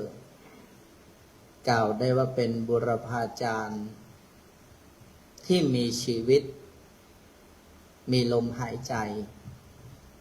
พวกเราทุกคนทั้งพระสงฆ์และสามเณรที่มีความรู้ความสามารถอาจจะช่วยงานพระศาสนา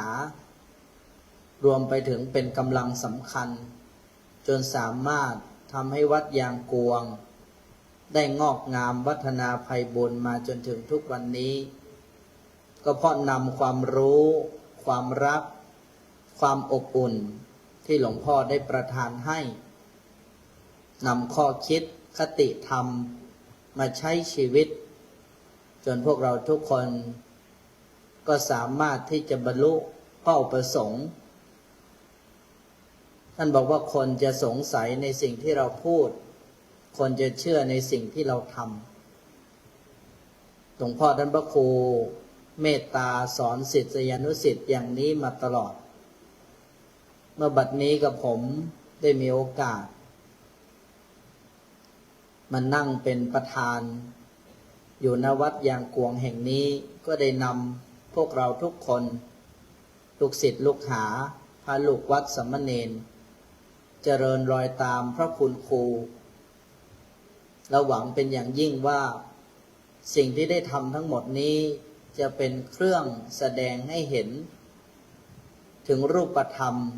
ของความกตัญญูกตเวทิตาทั้งสิ้นดังนั้นพวกเราทุกคนในนามพระสงฆ์สามเณรวัดยางกวงผู้เป็นลูกศิษย์ของพระอาจารย์ต้องน้อมกราบขอบพระคุณในเมตตาของพระอาจารย์อย่างยิ่งที่ได้กรุณาสงเคราะห์ลูกศิษย์ทุกๆคนให้ได้ดีมาจนถึงทุกวันนี้เพราะนั้นพระคุณของหลวงพ่อพระอาจารย์ก็จะประทับอยู่ในใจไปตลอดวันนี้พระอาจารย์อยู่พวกเราก็ตั้งใจจะเลี้ยงกายแต่ก็ไม่รู้ว่าวันหนึ่ง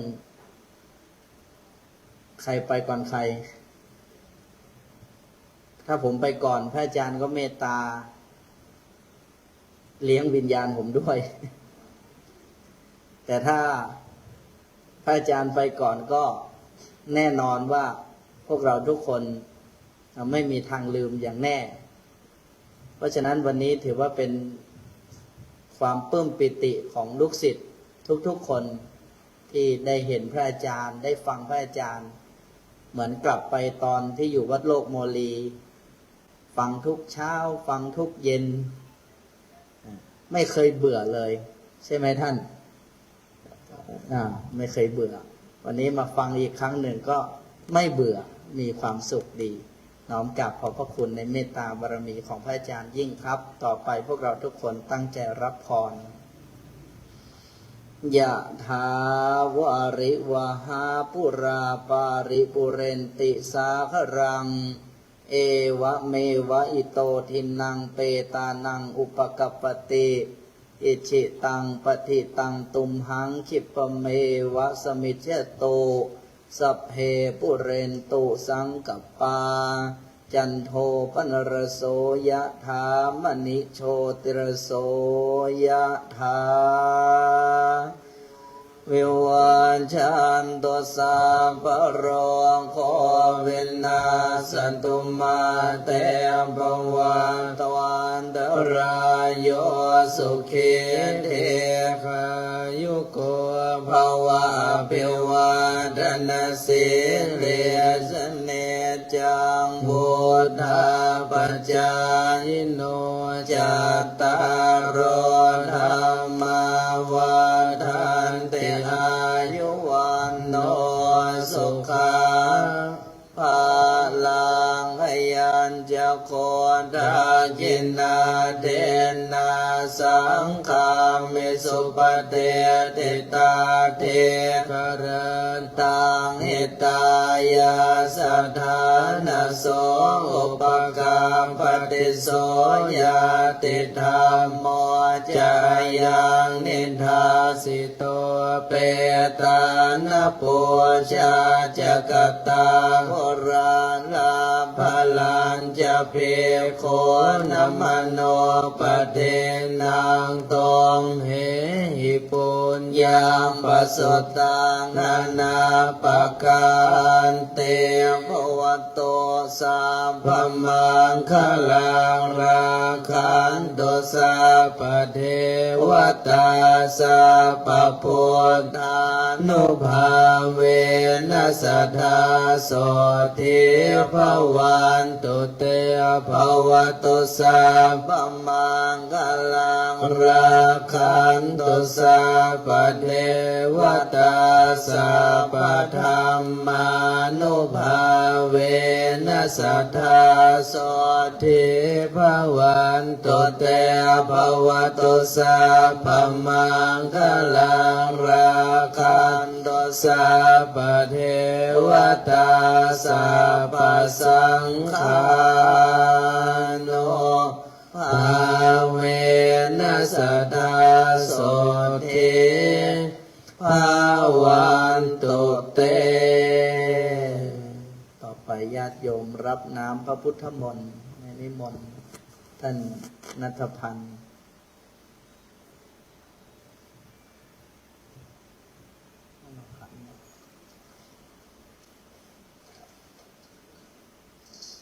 น่าจะลูก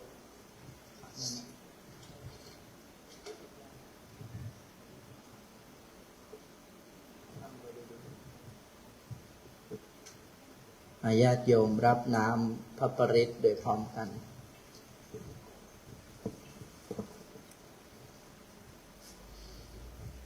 ชยันโต